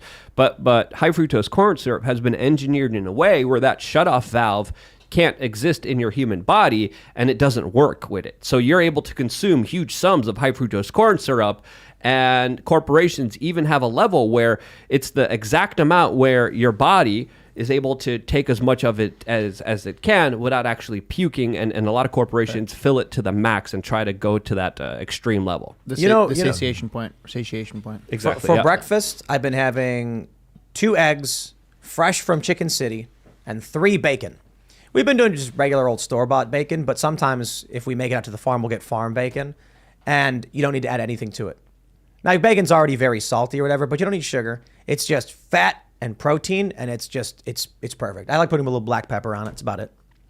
People who have these crazy sugary massive breakfasts with pancakes and orange juice and Orange whatever. juice, yeah. I can't understand. That's so brutal. It's kind of weird how like we've been brainwashed to think that you need foods with foods, like certain foods, like you can't have a hummus without a scooping cracker. Like I'd just ignore the crackers. You don't need crackers. Just eat the hummus. Mm-hmm. Wasn't orange juice Edward Bernays scam? And so was bacon. Yep. They were both. At least, okay, this is what I read. This is what I was told. Bacon was not a breakfast food, but they were like, let's market it as like the all-American breakfast food. And orange juice was because there was an orange surplus. Mm-hmm. So the farmers and distributors were like, how do we sell off without losing money? And he was like, take a portion of the oranges out of the market, juice them, and then we'll tell everybody if 1 glass of orange juice has 5 oranges, it's 5 times as healthy. How about that? Yeah. In reality, there's more sugar in orange juice than like a can of Coke or something like that. So and it's pure fructose just to go to your liver, and it's very, very heavy. Mm-hmm. You eat an orange, you're in good shape. It's got some sugar, but you get a lot of that dietary fiber and vitamins. Mm-hmm. Orange juice is hyper concentrated with no fiber. Also, when you eat the orange, eat off a little bit of that white pith from inside it's really good with the juicy orange part. Mm-hmm. I had a chocolate covered orange peel. Yeah. Recently, we had a bunch. Everybody ate it. They ate it super fast. That was crazy. Candied orange peels. Yeah, I bought some thinking like this is going to be gross and no one's going to want to eat it. It was the first thing to go. People love eating orange peel. A lot of fruits like that. Can't you eat the banana peel too? You think so? I think so. Wouldn't want to. How? What do you just eat prepare the it? banana peel? I don't know. You can well, I mean, of course, caramelize them and stuff. Really? Yeah. Huh. I think I've seen it's that all before. plant matter. I mean, Yeah. I was I think watching- our generation's so conscious of all this stuff because I was having this conversation last night about 80s and 90s kids growing up, and you think about the food that we had growing up. Every breakfast was a dessert. We had Fruity Pebbles and cartoon characters, Cookie Crisps and stuff, and then every meal was based around pizza for the most part. You had Totino's Party Pizzas and Bagel Bites. That was my diet growing up, and hamburgers on a and fast bagel, food. man. So like we're sort of starting to feel the repercussions of this. So I think that now we're kind of a lot lot conscious of it nowadays. Yeah. We were going by the food pyramid, which was which is actually so right. And it's actually an economic model. Like Yeah. it was made for the same thing where they had so much wheat production. They want to increase wheat production in the U.S. so that they would just make everyone eat it all the time every day. Also, before we go into super chats, I'm getting information that Viva Frei did not comply with the takedown orders, and that his account was just reinstated without him having to click that he was wrong on Twitter. So cool. that's just what people are sending me, and Viva Frei is saying it on Twitter just for a correction from the earlier story. Correction. That we talked about. Apologies, Viva. Glad to hear that you stood your ground and ultimately it worked out. Apparently, you can make bacon out of banana peels. What? Dude, it looks I'm good. telling you. Holy Oh, snap. really? Yeah. That's interesting. do this. You ever make a watermelon steak? No, This is actually really cool. You take a big slice of watermelon, you put it between paper towels, put it in the fridge, and leave it overnight, which dries it out a bit. Then you can marinate it, season it, and bake it, and it ends up having the consistency of like a piece of tuna. And so we would cook it with like garlic and onion and maybe like a little soy sauce for flavor. And then we would make sandwiches with it, and it's delicious because it's not a lot of flavor in it after you dry it out. So you're basically just getting like a firm dietary fiber mash with whatever flavor you put in it. Cool stuff. We're gonna go to Super Chats. If you haven't already, would you kindly smash that like button, subscribe to this channel, and share the show with your friends. Tell them all it's the best show ever. At least that's what I was told. Head over to timcast.com and become a member. We're going to have a members-only show coming up for you at about 11 p.m. You don't want to miss it. Uncensored, not so family-friendly. Let's read some Super Chats. Pirate Taurus, second half, says, I suspect Raymond G. Stanley Jr. is a bot. Prove me wrong by inviting him and other superfans to the show. I like that idea. It is a good idea. Yeah, it is. We will have to organize it, maybe after the holidays, because we've got a bunch of stuff coming up that's really crazy. Oh, man. The coordination for these projects we're doing. It's intense. We're going to be in Phoenix. I'm going to be at Turning Point USA. Mm-hmm. We're going to be doing the show. I don't know if I'm supposed to say this now or whatever. We're going to be doing the show on the stage with TP USA, so I'm really excited for that. But it's just like a logistical heavy lift, so it's going to be very, very rough. But we'll figure it out. We'll get it going. It's going to be really, really cool. I'm really excited for it. So shout out Jack Posobiec. All right, Jay Marie says, Dia de los Muertos, Day of the Dead, is tonight. It's a beautiful part of our Latin culture. I made a film for our celebration here in Dallas I know everyone will love. J. Marie Thesis Podcast. Oh, very cool. I dig it. All right. Let's grab some Super Chats. Rose Blight says, if you haven't already, get survival food and teepee. It's going to get weirder very quickly. Yes, and you all know our good friends over at safeandreadymeals.com. I only shout them out when it's really bad. So they're a sponsor of the show periodically, safeandreadymeals.com. It's emergency food if you're interested. I think, you get one of these buckets that lasts for 25 years, you put it in your closet, you forget about it. If you're really worried, you get a ton of them or whatever it is you want to do. The crazy thing is, when I first started shouting them out, they were cheaper than they are now, but inflation hit. But they last 25 years. So if you bought it 2 years ago, you would have saved money because it lasted 25 years. Now, if you buy it, sure, you get 2 years, but now it's like more expensive. So, all right. What do we have here? Sleep is the cousin of death, says Elon is smart. The big ask $20, but makes it 8. Art. That's right. That's right. Think about that. Captain Tanker Joe says, Tim, I'm a truck driver and I just filled up my truck right before the stream went live. Just over $700. I do this every 2 to 3 days. Wow. And the company I work for is a fleet of 1,500 doing the same thing. You will owe nothing and you will be happy. That was my Biden impersonation, everybody. I hope you were creeped out. You're supposed to yell half of it. You'll owe nothing and you will be happy. All right. Let's grab some more Super Chats. Stinky Whizzleteats says, don't worry, the shortages will be transitory. And then when they're not transitory, they'll say the shortages are actually a good thing. Remember during lockdown, they said the earth is healing? I think it was a New York Times article. Yep. The earth is healing. We forced you into your homes. It's a good thing. Vote for it. How about that? Let's see. No comprendo. The beanie puffs are used to keep sailors from hitting their heads inside the hulls and doors in cramped locations. Yeah. I didn't Is know that real? I think it is. Wouldn't it be for like when you're just doing the hat and you have to cover the little top seam as well? I don't know. Who knows? I guess it makes sense if you're on a boat and you bounce your head, but that's not, I can't imagine it's actually going to do much to help you. I feel like these hats came out before steel ships, didn't they? Yeah, oh yeah. Like Yeah. Fez. The Fez is ancient. Fez. I don't know how old that is. Yeah. Mr. Trench Trucker says, as a trucker, I am prepping for a Mad Max scenario. I broke down today and lost about $100 in diesel for a load I couldn't pick up. Food needs diesel. That's right. It's going to be crazy, man. David Fitzsimmons says, Ian, in regards to your musings of game elements in social media, a hentai site beat you 10 years ago had random text prompts of a little event or a monster that can be fought for points for downloads. Well, okay. I mean, like porn makes. Wasn't there like some story how like the internet greatly improved because of demand for porn? Like the internet speeds were being increased because people wanted to watch like adult content or something. I've heard that before. Well, there you go. What do you really need six gigabits for? Trust me. Jeremy Gross says, have we forgotten the warning from the freight industry that regulators were reducing the number of diesel tankers allowed per train? El Grande Rienciar. Is that how you say it? Yeah, looks right to me. Yeah. No, I mean, is that the word? El Grande Reiniciar. Yeah, Reiniciar. I don't know. Looks Yeah. fine to me. Great Renaissance. I think so. No. That's, Come on. different. The great- Almost there. The Great Ravaging. What are we talking about? Reintroduction of policy. The Resuscitate. Yeah, resuscitation. We'll figure it out. It's going to be great. Whatever. Lunger77 says Fox 10 in Arizona accidentally posted Kerry Lake's defeat during a live news broadcast. They said it was just a test. I saw that. I mean, honestly, guys, it usually is. They'll create fake graphics and then someone will press the wrong button. You know, I don't know what else to tell you. We'll see. Why wouldn't they just put 50-50 though, for a test? Sure. Yeah. But if you're really worried about it and you think something dastardly is afoot, you better get your friends out to go vote. You better get all your friends and be like, let's go vote. Go knock on doors. Michael Bauer. I'm a longtime listener, but it's my first time writing a super chat. I met Brad 9 years ago at EKU. I was a student worker that helped Brad with his concert. Thanks, everyone, for all you do. Oh, very cool. I remember that. That's Do you have any very nice. shows lined up?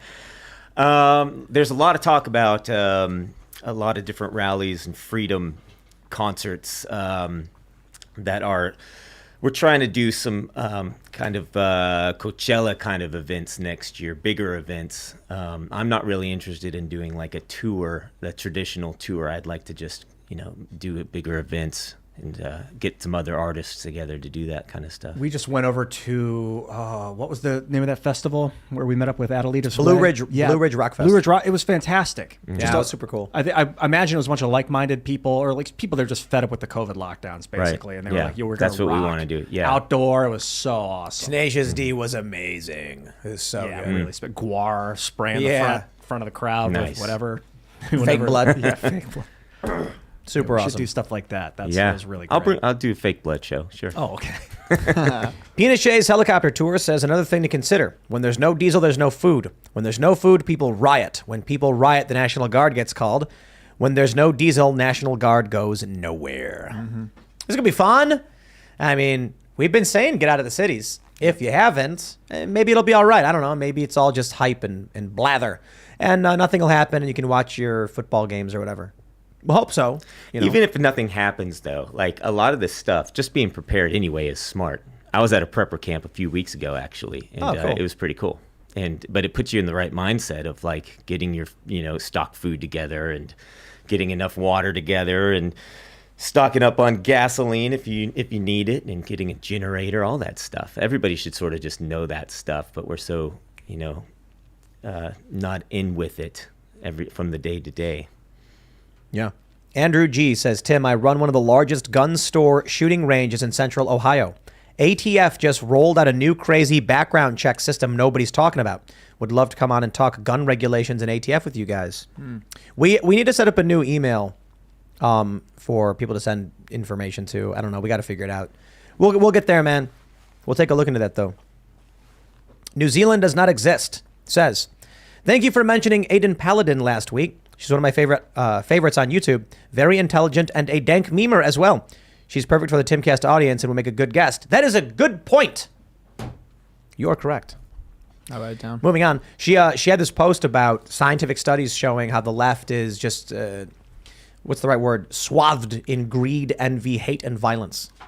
There's a bunch of scientific studies like outlining it. I think it makes sense because it's not so much that the left, the left and the right have changed. It used to be the right stood for something, the left stood for something, that words meant mean things. Now they're just tribal signifiers. And so if you are more envious, hateful, and ignorant, you end up in the left space. If you are inquisitive, And I guess, more apt to compromise and opposing of violence, you're going to end up more in the right side. And that's why traditional liberals, disaffected liberals, post-liberals, libertarians are all called far right. Because the left says if you're not with us, you're against us. And a libertarian and a conservative who completely disagree on really core issues will hang out and laugh together. Yeah. Like, it was just one of the best episodes we've ever had was with Austin Peterson, Will Chamberlain, Seamus, me, and Ian. We're all completely in disagreement with tons of things. Will Chamberlain's like, actually, the Federal Reserve is good. And everyone's like, and they're all yelling. And we all disagree, but we all have a great time arguing and having these ideas. How is that just the right? There's like just so many different ideas there. From more authoritarian ideas to more left-leaning ideas. It's meaningless. So they needed studies for that? Yeah. Well, the study, they do, because they show like bullying is intrinsic among, there's a correlation between bullying and having leftist values. That was one of the studies I was looking at. That's interesting because in the mainstream media, it seems to be the message is the opposite of that. Yeah. But they're bullying. Like, that's the thing. Right. Right. Okay. Nathaniel Lipscomb says they travel with Nancy, the security. I mean, it's a fair point, but why wouldn't their house have security? I don't get it. The house would have security. Yeah, they have stupid money. They at least have cameras outside. Yeah. At the bare minimum. Yeah. They've got cameras. Got to spend that money somewhere, right? Right. Tom Forsyth says, DePape, it's me, Dave. I got the stuff. Pelosi, Dave's not here. Haha. Dave's not here, man. Ken Dameron says, enforcement arm for collectivist Democrats, military wing of the DNC, wear uniforms to hide identity, calling cards is burning and intimidation. Is that the Klan or Antifa? Is there a difference? Aha. Got him. Got him. Yeah, that's right. Ryan Miller says, a little late to the party, so forgive if this has already been answered, but the puffball was used by sailors for a time to make sure they had head clearance.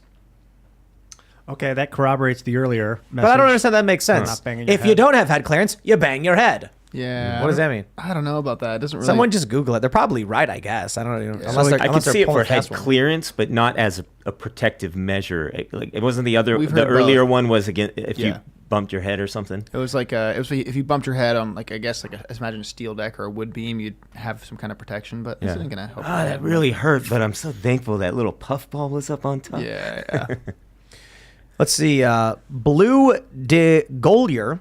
I've lived 5 blocks from the Pelosi house, and my early morning walks went right past their place. On 3 occasions, I was stopped by cops in unmarked cars for watching the sunrise from the sidewalk.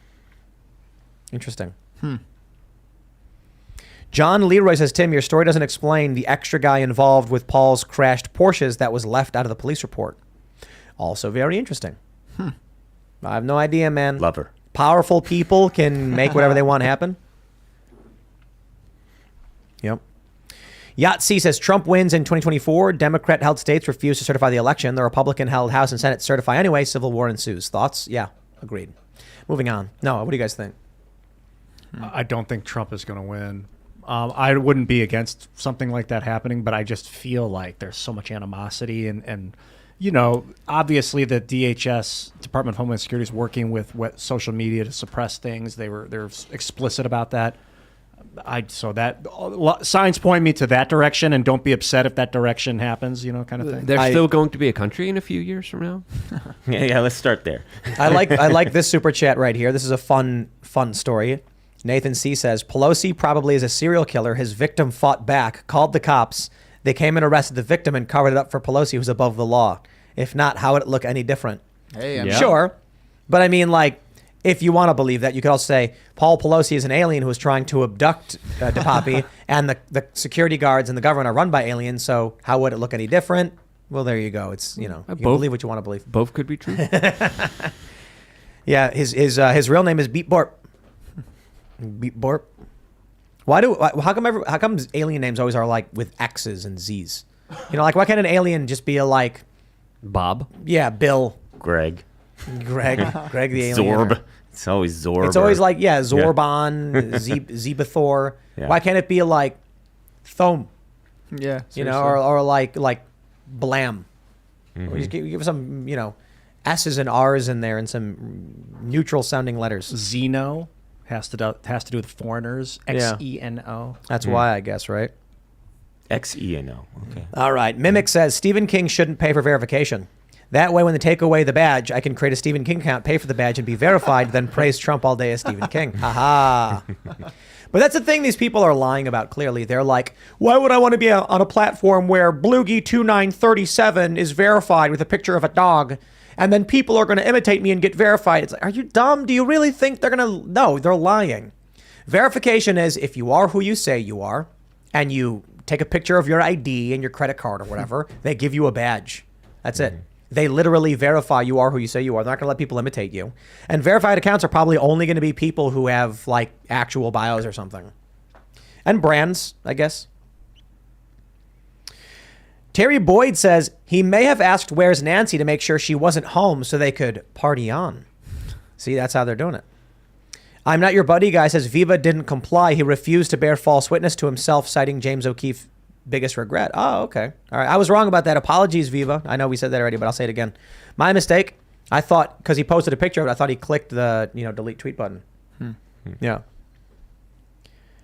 Okay. What is this? Tom Brabi says, Luke, what water filters everything?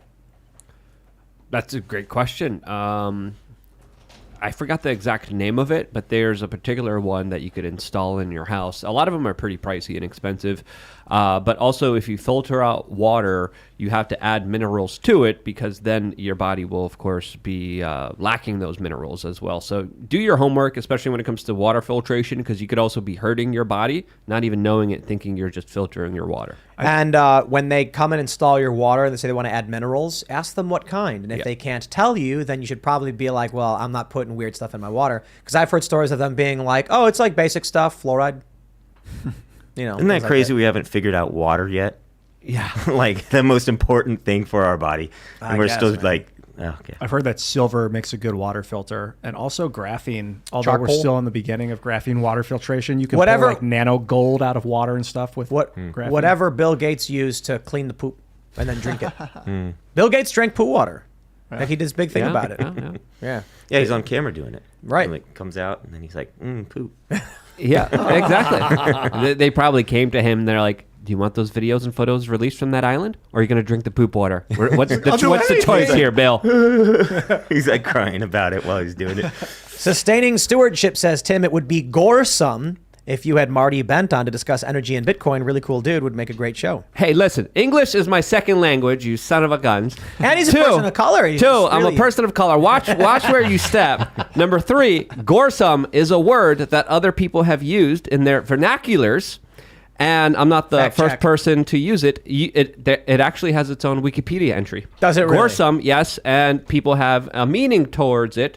Towards Towards it, obviously, and a definition of it being, What is it? what Ian, was it? fact check. The gross and goresome act is certainly capable of turning the staunchest butcher's stomach. Fact check, punk. I was right. That's from Wiktionary.org. I demand a correction right now, Timothy. I was right. You're Definitely wrong. go with it. It's language is magic. 5G chess IQ genius here. Clearly. Tom Penny says, my favorite Lukeism is when he says brand spanking new blank, but switches the words spanking and new. Is that a Lukeism? That's the English language.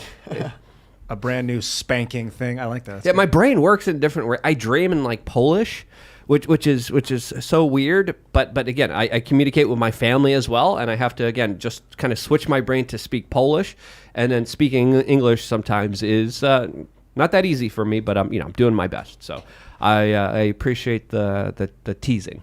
Are you like super fluid with Polish? It depends because the less I use it, the harder it is to even talk. But it's easier for me to talk Polish than it is. Pondering Life says, Solzhenitsyn talked about people being charged for arbitrary evil under Article 58, always for anti-Soviet agitation. Man, that's the guy who did the Gulag Archipelago. Yeah. Wrote that book. Charged for evil. Thomas TJG says the third guy was DePapi's pimp collecting what Pelosi owed. DePapi, in the middle of trying to stop the pimp with the hammer, pulls it out of his hands. The cops show up and DePapi is caught with the hammer. I love all of these wild stories because you can really just make up whatever you want. Yeah, How about this one? It wasn't actually it wasn't Paul who called the police. It was an agitated third party. See, the three of them were building a birdhouse. And this third guy got angry and called the cops and staged it and then let the cops in. The cops then see them both holding the hammer together, trying to build a birdhouse in tandem. And then they assumed it was violent and started beating the crap out of them. And then said, oh no, that was Paul Pelosi. What do we do? Blame the other guy. Because they were building it for Nancy for her birthday. Right. Where's Nancy? I need to ask her something about the birdhouse. Building her. And they got really sweaty, and he decided to take off all of his clothes. That's and right. Just the underwear, because it's hard work making a birdhouse. That's right. It was a big one. Yeah, You know, they got really sweaty, and yeah. things just naturally happened. Okay. Chris Bradley says Dr. Shiva Ayanduri exposed the DHS censorship network 2 years ago. All of this is documented in public record in the federal lawsuit. Ayadurai versus Twitter et al. 120 CV 11889, document number 195. Interesting. The Deep Fryer says, Tim, I need to call you out for your earlier video ragging on the blue check marks while simultaneously making excuses for yourself to not abandon the watch count. Back your talk up with the walk. No, I made two different points. One was, I don't know why in the age of digital media, everything's got to have a number to show you how well something's done. As for Twitter, I would love it if they got rid of the follower count, the like count, and the retweet count and all that stuff. As for YouTube, what I said was, honestly, though, I don't know if that is good to turn off because it may have an impact on how YouTube distributes your content. So I'm not going to intentionally hobble my channels, but if YouTube were to get rid of view count, then okay, so be it. Big difference. Okay. Let's see. Oh, Chris Bradley giving us more and more money. Say his name or prove you're a fraud. Dr. Shiva Ayadurai exposed the DHS censorship network 2 years ago. I love these like ultimatum super chats. I'm giving you money. You better say it or else. Okay, dude. Thanks for the money, though.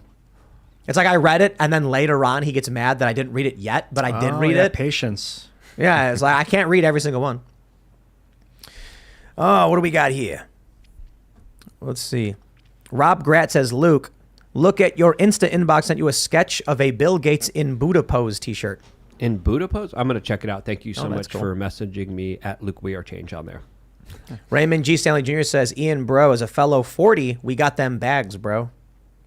We got them bags, bro. What's he talking about? Your eyes, maybe? Raymond. Oh, underneath? Money bags? Money Yeah, bags. stay up late. Michael Hinton says, do you think the media is saying the Pelosi attacker is a Q guy? So going into the elections, the leftists can say, see, we told you these people are dangerous. Vote for us and we'll stop them. Yeah, absolutely. Probably. I think that's why they're so eager to push it. Pally Bruce says, Pinochet did not throw people out of helicopters. Ian. Allende was a communist revolutionary that violated the Constitution, smuggle weapons, and Cuban soldiers stay in power. The suicide is contested.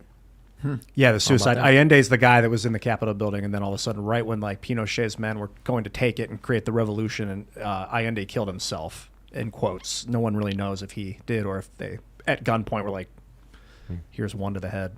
I don't know. I've heard from multiple people that Pinochet did throw dudes out of helicopters. You know, if you've got evidence to suggest otherwise, send it to me on Twitter or mine so I can look at it. James Savick says Biden has been dumping the Strategic Petroleum Reserve to depress gas prices while he's poking Russia with a stick. When they stop dumping the reserve gas, will spike, and who knows what Putin will do. Man Bear Pig says, I'd like to negotiate further with Elon Musk regarding Twitter Blue. Tree Fitty. There you go. I honestly think he could charge way more. If you're a big brand and a big company and you want access to all these special tools and data analytics, you'll pay for it. And that being said, they need to pay their top creators who make content, and they got to figure out how to do that. So honestly, don't know how you do it. I don't know. He's also talking about bringing back Vine. So there's a lot of opportunities and potential there. And if you have people paying $8 a month, that's a lot of money that you could share the revenue with, or even do an affiliate sale being like, hey, if you get more people to sign up, you get a commission. You know? Yeah, just make to a Twitter pyramid scheme. Yeah. Everybody who signs up using your promo code, you get 10 cents for, you get $1 for the rest, as long as they're paying members. And then anyone they sign up, you get 10% of, and anyone they sign up, you get 10% of. You see? There you go. Multi-level marketing, it's called, right? Yeah. Yeah, that wouldn't work. You can for work your way a year. towards a blue check. There you go. That's right. Justin Asquith says Shoe on Head and Sam Hyde as guests. Bonus points if you get them both on at the same episode. We almost got Sam Hyde on. It was going to be before his big boxing match, and then we didn't. I don't know what happened. I think we could. I know him. Well, Shoe on Head we've invited several times, but I just don't think she wants to come on the show. So Yeah, Sam's down. It was just a scheduling issue at the time. Sam Hyde would be awesome. Yeah. Yeah, That would be a great beautiful show. human with being, Shoe yeah. on Head at the same time. That's tough. Who knows? We did book Shoe and Alex Jones for the same episode, but then Shoe canceled. Would have been good, Shu. Yep. Yeah. It's too Let's do bad. it. Let's make it happen. It's too bad. And then I've invited her several times after, but she's just, doesn't want to do it, I guess. For whatever reason, I don't know, man. Yeah, I wonder why. You know what I will say, though, and this is not indicative of Shu, because Shu often does talk about a lot of these things and call out the establishment. Yeah, she does. But a lot of the old school anti-SJW, anti-woke crowd totally just panicked, wet their pants, and then started deleting videos and hiding. Yep. All their old videos, all the past videos. Yeah. Yeah, they just totally lost it. Yeah. I got scared. They got scared. Some people abandoned it outright, stopped making content. Some deleted their most prominent videos and just totally panicked. I can empathize with the panic. It's tough to get red pilled when people around you aren't getting red pilled. It can feel very isolating. Yeah. I mean, I don't know. If you're a coward, then that's fine. Just let everybody know. But I guess we do know that you're a coward. So, whatever. It's fine. Mira Rora says, please fix the ads on the podcast. Having ads injected in the middle of a sentence makes the discussion very difficult to follow. There's just like no real way to do anything about that because we're all talking nonstop and often talking over each other. But that's how all podcasts do it. So, all right. Bryce E says the guy before was correct. Pinochet didn't throw people out of helicopters because communists aren't people. Ha ha ha ha ha. Okay. Well, I do have to say this. We're hoping that this election can clear up a lot of the air and perhaps lead to some inquiries and maybe de-escalate things so we don't see violence or dehumanizing language in the long run. But I do think it's important to point out that the original 1964 Human Rights Act specifically says that communists aren't people. Wow. Wow. It doesn't say they aren't people. It says that they're not protected. It says that this bill will not be construed to protect members of communist-affiliated organizations, et cetera. So it's actually really interesting that they get denied human rights. I see here there's this thing called death flights. If you look up on Wikipedia, and Oregier Benebente, Augusto Pinochet's former personal helicopter pilot, has admitted that on numerous occasions he threw prisoners into the ocean or into the high peaks of the Andes. Well, if you haven't already, would you kindly smash that like button, subscribe to this channel, and share this show? Take that URL, post it wherever you can. Let your friends know about it. It's the best way to help out. You can follow the show at Timcast IRL. You can follow me personally at Timcast. 5 times August. Do you want to shout anything out? Got a new album out today. Heard. That's cool. It's Yeah. sitting right behind you. Is that it? is. Where do people get this? Where can people find you? Well, it's out now on Apple Music, Amazon, Spotify. You can check it out, and you can get the CD at 5timesaugust. Can I see? Are these? Yeah. What's the name of the Is it album? very political? It's very political. Very political. I've switched my whole career over to being an angry protest singer. Anti-fascist blues. Joe, sad little man. Yeah. A Yeah. lot of people know you for Sad Little Man. I saw them in the chat a couple times here. Calling out Fauci. Yeah. What's the name of the album? Silent War. Yeah. And then people could find it where? 5timesaugust.com or on Apple, Amazon, YouTube, Spotify, Bandcamp. Bandcamp. It's out there. Well, thank you. Bandcamp. Yeah. Thank you so much for coming, and thank you thanks so for much having me, guys. for the memes. The memes Yeah, are incredible. and that's I'll go straight back to work now and get back on Damn it. Twitter. Get in there. Get in the field. Calling out everybody on Twitter. And if you guys want to support a person of color business, you can by going to youtube.com/wearechange. I did a video today about Brazil, China, and apparently Biden screaming at Zelensky. That plus a lot more. Check it out right now on youtube.com/wearechange. See you there. I spent my night thinking about how to terraform Mars. A lot of people were saying it's the core. Mars core is not moving fast enough to produce a magnetic field. So I was like, well, bombing the poles with nukes seems like that's not going to get to, and it might create a core reaction, but like drilling's too expensive, it seems like, to get down there. So what if we just electrocute the planet? What if we create like a static shock from the sun, cause an endpoint in Martian surface or atmosphere to shock that thing like clear, and then we hit it with those defibrillators to get it going again? Let me know what you think, if that's potential. Obviously there's a lot of danger involved with sending a solar shock into a planet. But let me know what you think on Twitter or on Minds. Happy to be here, and I'll catch you tomorrow. Those are some big defibrillators, man, for a whole planet. Yeah. That's pretty big. Anyways, guys, I'm at Serge.com. You can find me on Twitter now. I'm not Dash Serge, actually, the other guy who's trying to beat me with. He put like an IRL thing in his profile picture on YouTube, and people think it's me, but it's not. It's at Serge.com. I'm going to follow that guy. All right, everybody. We will see you all over at timcast.com about 11 p.m. for that members show. Thanks for hanging out. Cheers.